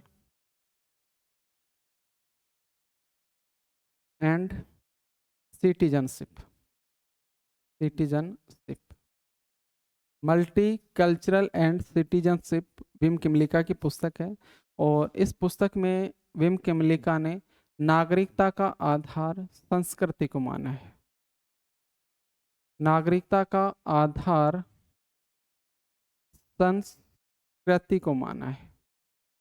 विम किमलिका ने नागरिकता का आधार किसको माना है? संस्कृति को माना है, संस्कृति को माना है। तो ये हो गया नागरिकता का समुदायवादी सिद्धांत। अगले सिद्धांत पर बात करें। नागरिकता का अगला सिद्धांत है नागरिकता का मार्क्सवादी सिद्धांत।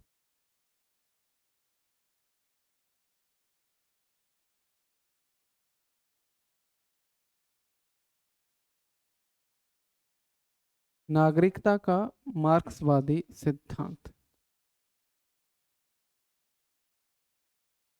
चौथा सिद्धांत मार्क्सवादी सिद्धांत।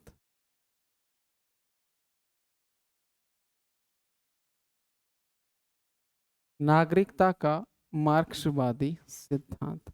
अब इसके मुख्य प्रवक्ता की हम बात करें तो इसका मुख्य प्रवक्ता है एंथनी गिडेंस। मुख्य प्रवक्ता है एंथनी गिडेंस।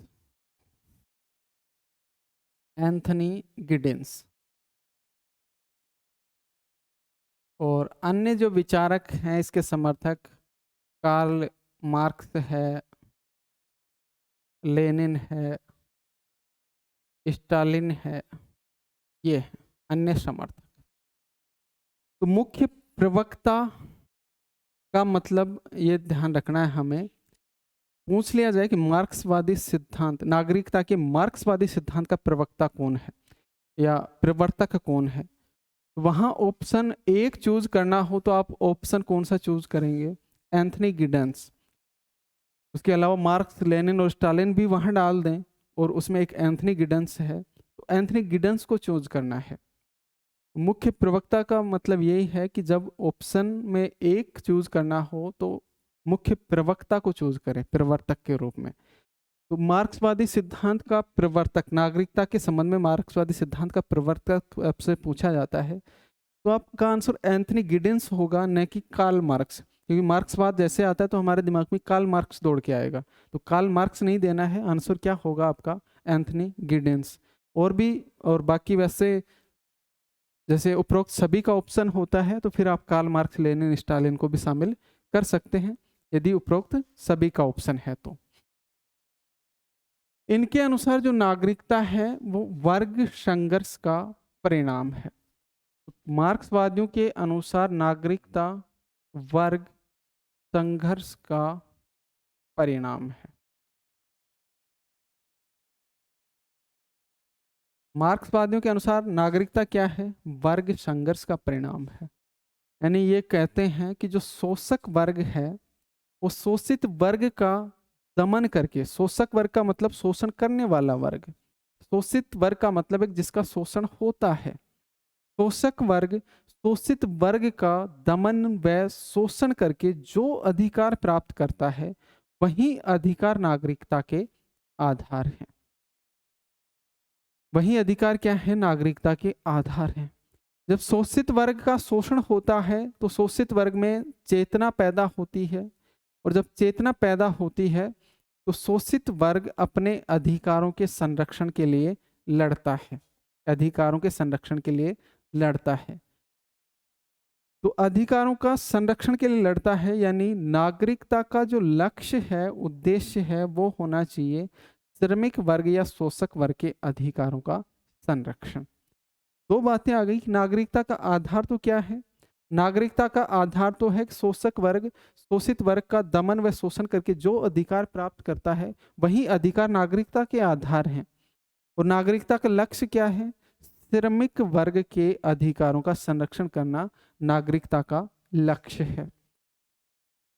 तो इनके अनुसार नागरिकता की हम बात करें तो नागरिकता वर्ग संघर्ष का परिणाम है, अर्थात शोषक वर्ग, शोषक वर्ग का मतलब जो शोषण करने वाला वर्ग है, शोषक वर्ग शोषित वर्ग का, शोषित वर्ग यानी जिसका शोषण होता है, शोषित वर्ग मतलब जिसका शोषण होता है, शोषक वर्ग शोषित वर्ग का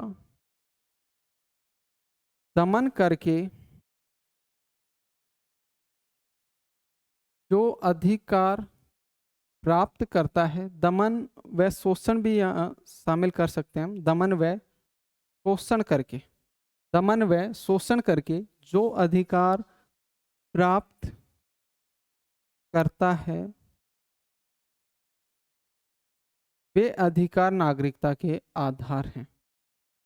वे अधिकार नागरिकता के आधार हैं। वे अधिकार नागरिकता के आधार हैं। जो अधिकार प्राप्त करता है वे अधिकार किसके आधार हैं? नागरिकता के आधार हैं। अब शोषक वर्ग यानी शोषित वर्ग जिसका शोषण हुआ है, शोषित वर्ग अपने अधिकारों के लिए संघर्ष करता है, अपने अधिकारों के लिए संघर्ष करता है, के लिए संघर्ष करता है। शोषित वर्ग अपने अधिकारों के लिए संघर्ष करता है। और नागरिकता का लक्ष्य क्या हो जाएगा? नागरिकता का लक्ष्य होगा शोषित वर्ग या श्रमिक वर्ग के अधिकारों का संरक्षण करना। नागरिकता का लक्ष्य, नागरिकता का लक्ष्य शोषित वर्ग या श्रमिक वर्ग, शोषित वर्ग या श्रमिक वर्ग के अधिकारों का संरक्षण है, अधिकारों का संरक्षण है, संरक्षण है। नागरिकता का लक्ष्य शोषित वर्ग या श्रमिक वर्ग के अधिकारों का संरक्षण है।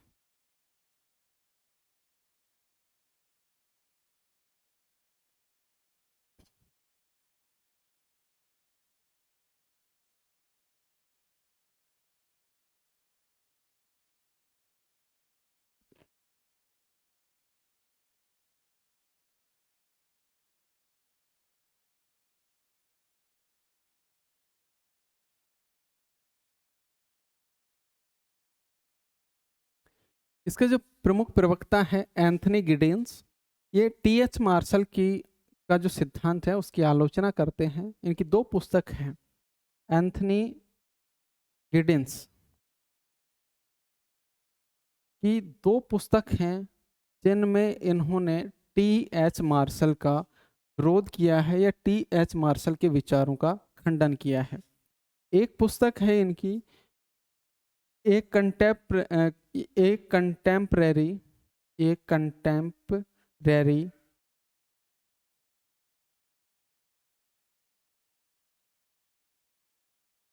Contemporary critique of historical materialism, critique of historical materialism, materialism.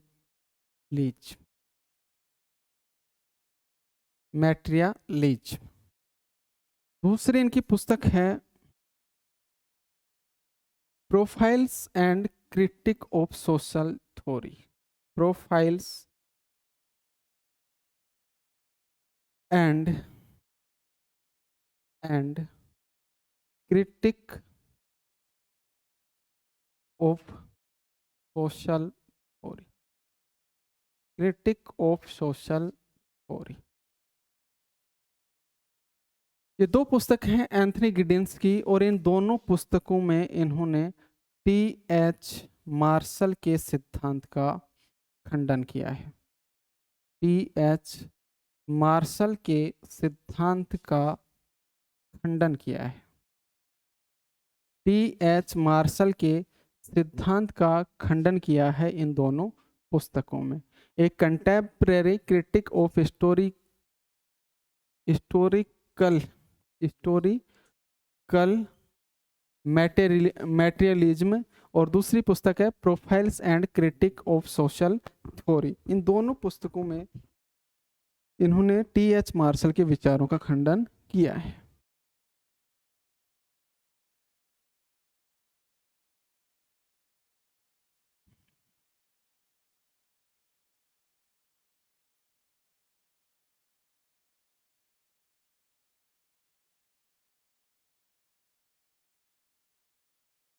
Anthony Giddens दो तरह के अधिकारों में अंतर करता है। एंथनी गिडेंस की हम बात करें, एंथनी गिडेंस,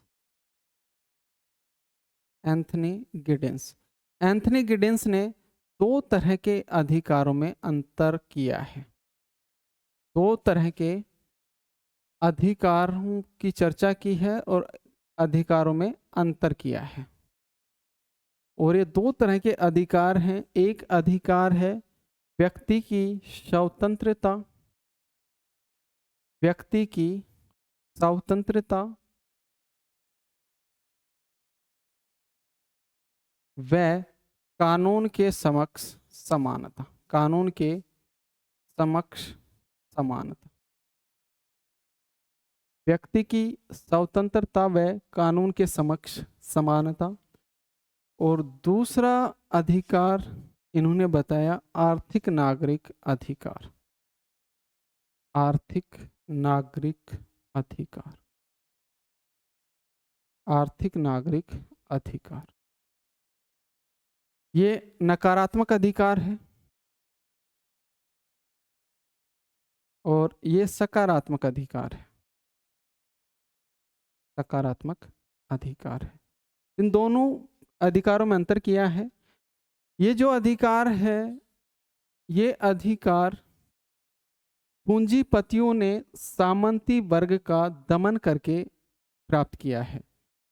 पूंजीवाद की स्थापना से पहले जो सामंती शासन था, यानी शासक का शासन था, एक शासक था और शासक के कुछ सामंत हुआ करते थे। यानी जो सामंती वर्ग था, जिनको विशेष अधिकार प्राप्त थे, उन विशेष अधिकारों को समाप्त करने के लिए पूंजीवाद की स्थापना होती है।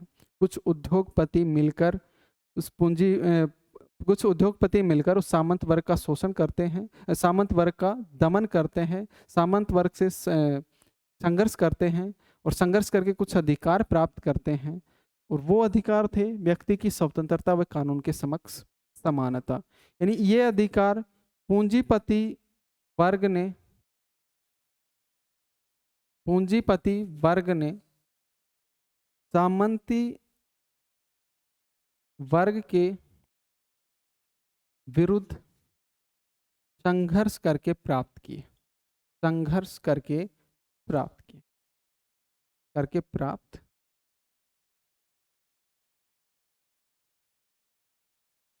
देखो, सबसे बात पे हम करें थोड़ा सा इसको समझने के लिए, मध्य युग था। मध्य युग में शासन किसका था? शासक का, यानी राजतंत्र था और शासक के साथ कुछ सामंत हुआ करते थे। इसके बाद आधुनिक युग आया। आधुनिक युग में उदारवाद की स्थापना हुई और उदारवाद से ही पूंजीपति का जन्म हुआ। उदारवाद से ही किसका जन्म हुआ? पूंजीपति का जन्म हुआ। यानी इस उदारवाद ने इस शासक वर्ग का दमन किया, उदारवाद के समर्थकों ने, आधुनिक युग के पूंजीपतियों ने, और कुछ अधिकार प्राप्त किए। जैसे 1688 की गौरवपूर्ण क्रांति के उदाहरण से हम समझ सकते हैं कि 1688 की गौरवपूर्ण क्रांति में शासक का दमन किया गया और उससे कुछ अधिकार प्राप्त किए। यानी पूंजीपति वर्ग का वहीं से उदय हुआ, उदारवाद का उदय हुआ। और वो अधिकार क्या थे? व्यक्ति की स्वतंत्रता और कानून के समक्ष समानता। जब कार्ल मार्क्स आता है, मार्क्सवाद का सिद्धांत देता है, तो मार्क्सवाद के सिद्धांत में कहता है कि पूंजीपति जो शासन व्यवस्था है, इसमें श्रमिक वर्ग का शोषण होता है। तो श्रमिक वर्ग है, फिर बाद में पूंजीपति के विरुद्ध संघर्ष करता है और श्रमिक वर्ग आर्थिक नागरिक अधिकार प्राप्त करता है। तो पूंजीपति वर्ग ने तो सामंती वर्ग के विरुद्ध संघर्ष करके व्यक्ति की स्वतंत्रता और कानून के समक्ष अधिकार प्राप्त किए, यानी नकारात्मक अधिकार प्राप्त किए। और आर्थिक अधिकार किसने प्राप्त किए? ये सर्वहारा वर्ग कहें हम या श्रमिक वर्ग कहें, एक ही बात है। श्रमिक वर्ग या कामगार वर्ग या सर्वहारा वर्ग। श्रमिक वर्ग ने पूंजीपतियों के विरुद्ध संघर्ष करके प्राप्त की। पूंजीपतियों के विरुद्ध संघर्ष करके प्राप्त किए आर्थिक और नागरिक अधिकार। और एंथनी गिडेंस कहता है कि जो आर्थिक नागरिक अधिकार हैं या जो सकारात्मक अधिकार हैं, ये ही नागरिकता के आधार हैं। यानी इनके अनुसार नागरिकता का आधार ये नकारात्मक अधिकार नहीं है, बल्कि नागरिकता का आधार क्या है? सकारात्मक अधिकार, आर्थिक अधिकार। तो एंथनी गिडेंस, नोट कर लिया होगा आपने, इसको मैं हटा देता हूं।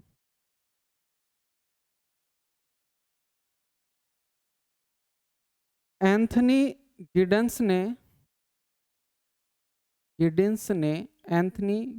ने नागरिकता का आधार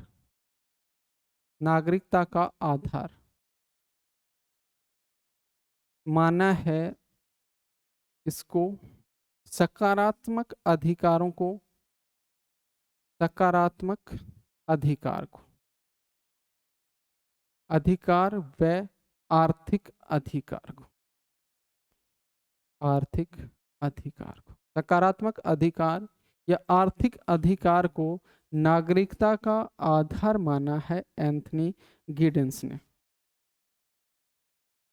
यानी इनके अनुसार नागरिकता केवल समाजवादी शासन व्यवस्था में ही है, बल्कि पूंजीवादी व्यवस्था में तो नागरिकता की अवहेलना होती है। क्योंकि पूंजीवादी व्यवस्था में तो नकारात्मक अधिकार हैं, व्यक्ति की स्वतंत्रता, कानून के समक्ष समानता जैसे अधिकारों पर बल दिया जाता है, तो वहां नागरिकता की अवहेलना होती है पूंजीवादी शासन प्रणाली में।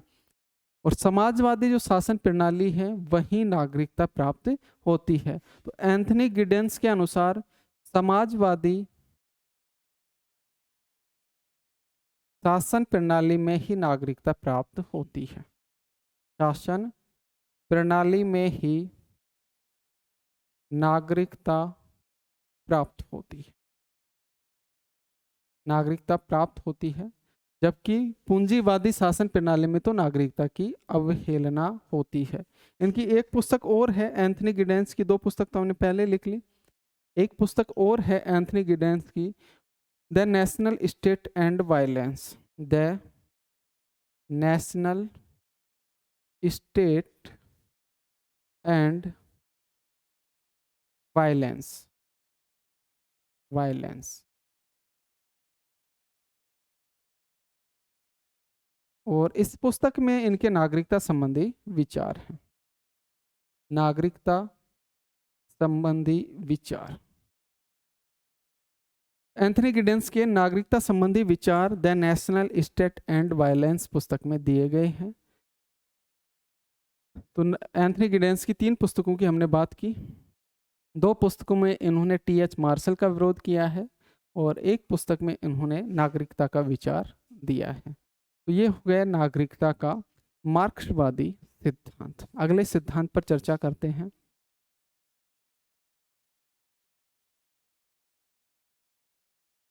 और अगला सिद्धांत है बहुलवादी सिद्धांत।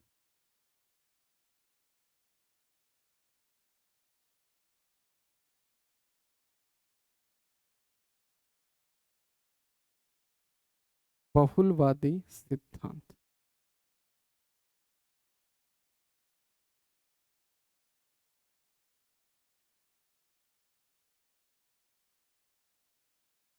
नागरिकता का 5वां सिद्धांत हो गया बहुलवादी सिद्धांत।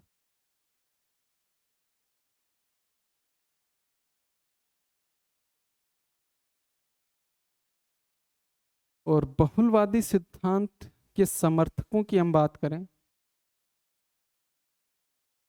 तो इसके समर्थक हैं B.S. टर्नर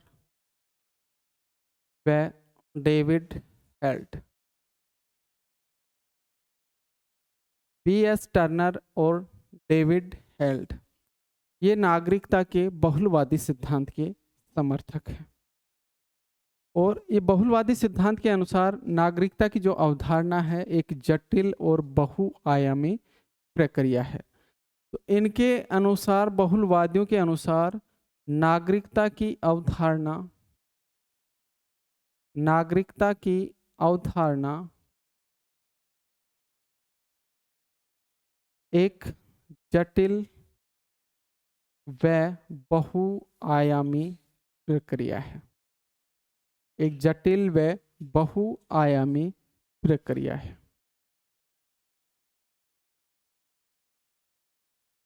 जटिल और बहुआयामी प्रक्रिया है। इनका मानना है कि नागरिकता राज्य की सदस्यता तो है ही है, इसके अलावा राज्य के अलावा जो अन्य संघ और समुदाय हैं उनकी सदस्यता भी है। बाकी का मानना यह है कि राज्य की सदस्यता नागरिकता है, लेकिन बहुलवादी मानते हैं कि नागरिकता राज्य की सदस्यता के साथ साथ अन्य संघों व समुदाय की भी सदस्यता है। इसी कारण एक जटिल और बहुआयामी अवधारणा है। तो समुदायवादियों के अनुसार नागरिकता, समुदायवादियों के अनुसार, बहुलवादियों के अनुसार, सॉरी बहुलवादी पे आ गए हम, बहुलवादियों के अनुसार नागरिकता राष्ट्र की सदस्यता के साथ साथ राष्ट्र की सदस्यता के साथ साथ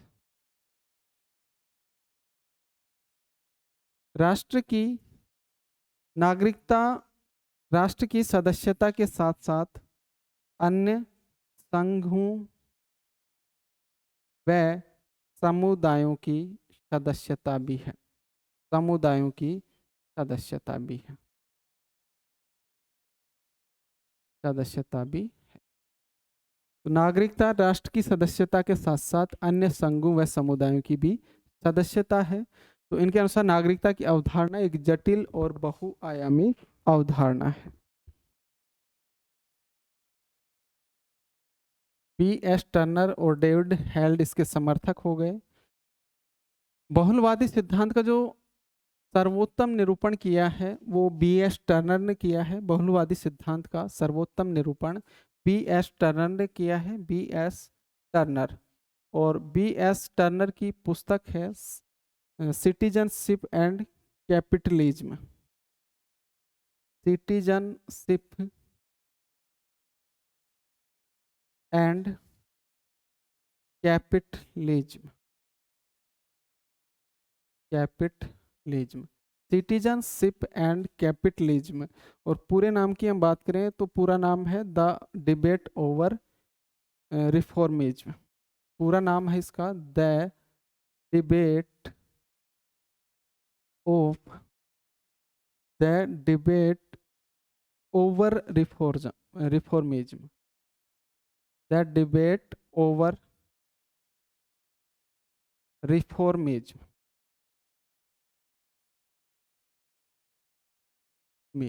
यह है इसका पूरा नाम। अब इतना भी याद रख लोगे तो काम चल जाएगा। Citizenship and capitalism. तो सिटीजनशिप और कैपिटलिज्म जो B.S. टर्नर की पुस्तक है, और इसी पुस्तक में इन्होंने नागरिकता के बहुलवादी सिद्धांत का सर्वोत्तम निरूपण किया है। नागरिकता के बहुलवादी सिद्धांत का सर्वोत्तम निरूपण किया है। सर्वोत्तम निरूपण किया है। अगले विचारक डेविड हेल्ड की हम बात करें तो डेविड हेल्ड की पुस्तक है political theory and modern state.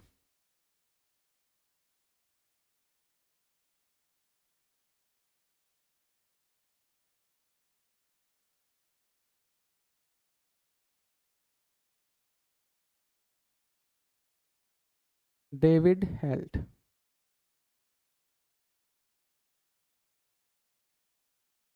और डेविड हेल्ड की पुस्तक की हम बात करें तो इनकी पुस्तक है political theory and modern state. Political theory and modern state. Political theory and modern state. और इसमें इन्होंने कहा कि ये नागरिकता है, ये धार्मिक सुधार आंदोलन, पुनर्जागरण और औद्योगिक क्रांति का परिणाम है। तो डेविड हेल्ड ने अपनी पुस्तक में नागरिकता को धार्मिक सुधार आंदोलन,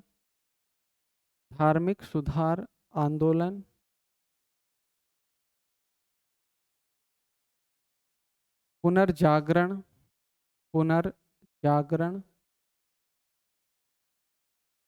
व औद्योगिकी क्रांति का परिणाम माना है। औद्योगिकी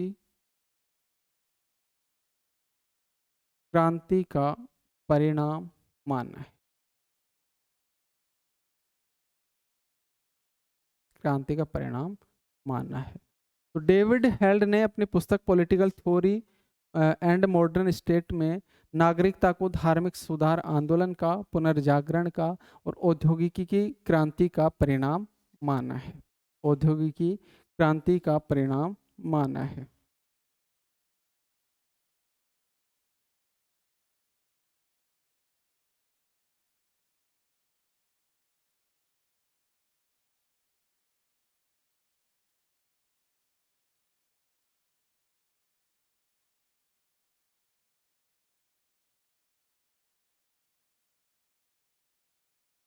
इसकी हम बात करें डेविड हेल्ड की, तो डेविड हेल्ड ने लिखा है कि आज तक नागरिकता का यह अर्थ लगाया जाता है, यानी प्राचीन काल से लेकर आज तक नागरिकता का यह अर्थ लगाया जाता है कि व्यक्ति को समुदाय के विरुद्ध कुछ अधिकार प्राप्त होते हैं तथा साथ ही समुदाय के प्रति कुछ कर्तव्य होते हैं। इन्होंने लिखा है, डेविड हेल्ड ने, कि प्राचीन काल से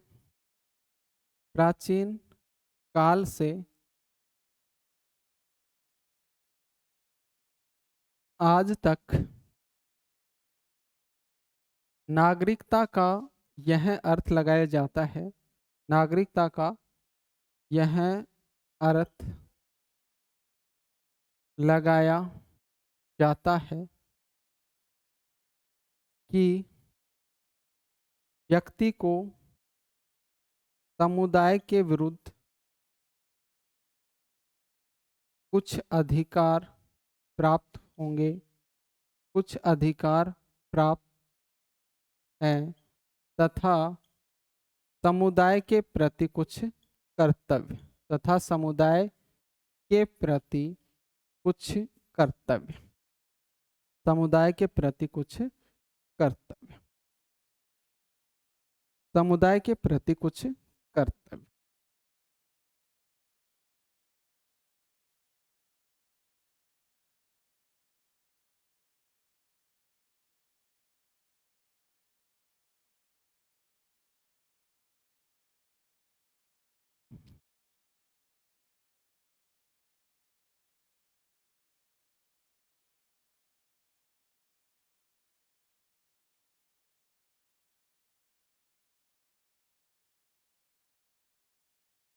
बहुलवादियों के अनुसार जो नागरिकता है एक लगातार चलने वाली प्रक्रिया है या निरंतर चलने वाली प्रक्रिया है। बहुलवादियों के अनुसार जो नागरिकता है वो एक निरंतर चलने वाली प्रक्रिया है, निरंतर चलने वाली प्रक्रिया है। बहुलवादियों के अनुसार नागरिकता निरंतर चलने वाली प्रक्रिया है। बहुलवादी कहते हैं कि कुछ लोगों को धर्म के आधार पर, जाति के आधार पर, लिंग के आधार पर, व्यवसाय के आधार पर, आयु के आधार पर, जन्म स्थान के आधार पर आदि आधारों पर कुछ व्यक्तियों को नागरिक अधिकारों से वंचित रखा जाता है। और ये जो वंचित वर्ग है ये अधिकारों की प्राप्ति के लिए आंदोलन करते हैं, अधिकारों की प्राप्ति के लिए आंदोलन करते हैं, जैसे नारीवादी आंदोलन हो गए, बाल अधिकार प्राप्ति के लिए आंदोलन हो गए, अश्वेत नागरिकों द्वारा अधिकार प्राप्ति के आंदोलन हो गए। तो ये आंदोलन करते हैं और आंदोलनों से कुछ अधिकार प्राप्त होते हैं, आंदोलन करके कुछ अधिकार प्राप्त करते हैं और ये अधिकार ही नागरिकता के आधार होते हैं। इस प्रकार नागरिकता है एक निरंतर चलने वाली प्रक्रिया है, यानी कि जिसको अधिकार नहीं मिले हैं वो आंदोलन करेगा, आंदोलन करके नागरिक का अधिकार प्राप्त करेगा और वो नागरिक अधिकार नागरिकता के आधार होंगे। तो आंदोलन आंदोलन होते रहेंगे, अधिकार प्राप्त होते रहेंगे। तो इस तरह नागरिकता क्या हो गई, एक निरंतर चलने वाली प्रक्रिया हो गई। नागरिकता क्या हो जाएगी, एक निरंतर चलने वाली प्रक्रिया हो जाएगी। बहुलवादी मानते हैं कि कुछ लोगों को, बहुलवादियों के अनुसार कुछ लोगों को धर्म, जाति, लिंग, आयु, धर्म, जाति, लिंग, आयु, व्यवसाय आदि के आधार पर, आदि के आधार पर अधिकारों से वंचित रखा जाता है, आदि के आधार पर अधिकारों से वंचित रखा जाता है, वंचित रखा जाता है।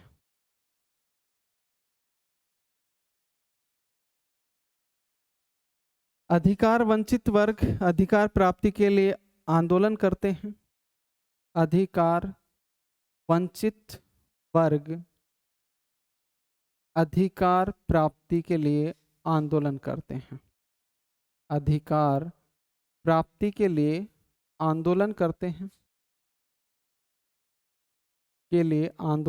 हैं, आंदोलनों से इनको कुछ अधिकार प्राप्त होंगे, आंदोलन करते हैं। आंदोलन के परिणाम स्वरूप अधिकार प्राप्त होते हैं, आंदोलन के परिणाम स्वरूप अधिकार प्राप्त होते हैं, अधिकार प्राप्त होते हैं। आंदोलन के फलस्वरूप अधिकार प्राप्त होते हैं और ये अधिकार नागरिकता के आधार हैं। ये अधिकार नागरिकता के आधार हैं। ये अधिकार नागरिकता के आधार हैं। और इस प्रकार नागरिकता क्या हो गई? इस प्रकार नागरिकता एक निरंतर चलने वाली प्रक्रिया है। इस प्रकार नागरिकता क्या है? एक निरंतर चलने वाली प्रक्रिया है। तो ये नागरिकता के सिद्धांत हो गए। टोटल 5 सिद्धांतों पर हमने चर्चा की नागरिकता के।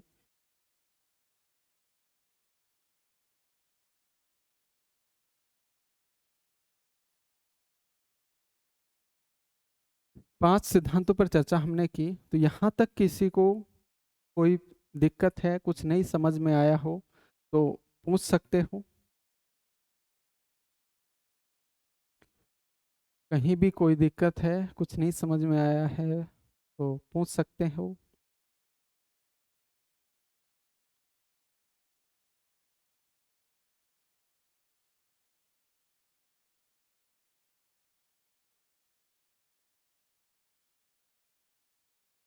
सभी का क्लियर है? नहीं, टॉपिक फिनिश नहीं हुआ है बसंत जी। अभी टॉपिक लगभग 1 घंटे का, 1 से 1.25 घंटे के आसपास का टॉपिक और बचा है। तो आज तो कंप्लीट होगा नहीं, तो कल चर्चा कर लेंगे हम उस पर, क्योंकि 1 से 1.25 घंटे लेंगे तो आप थकान महसूस करोगे। तो बाकी चर्चा हम कल कर लेंगे नेक्स्ट क्लास में। आज के लिए इतना ही। आज के लिए इतना ही। सभी को धन्यवाद और सभी को गुड नाइट। मिलते हैं कल बची हुई क्लास के साथ।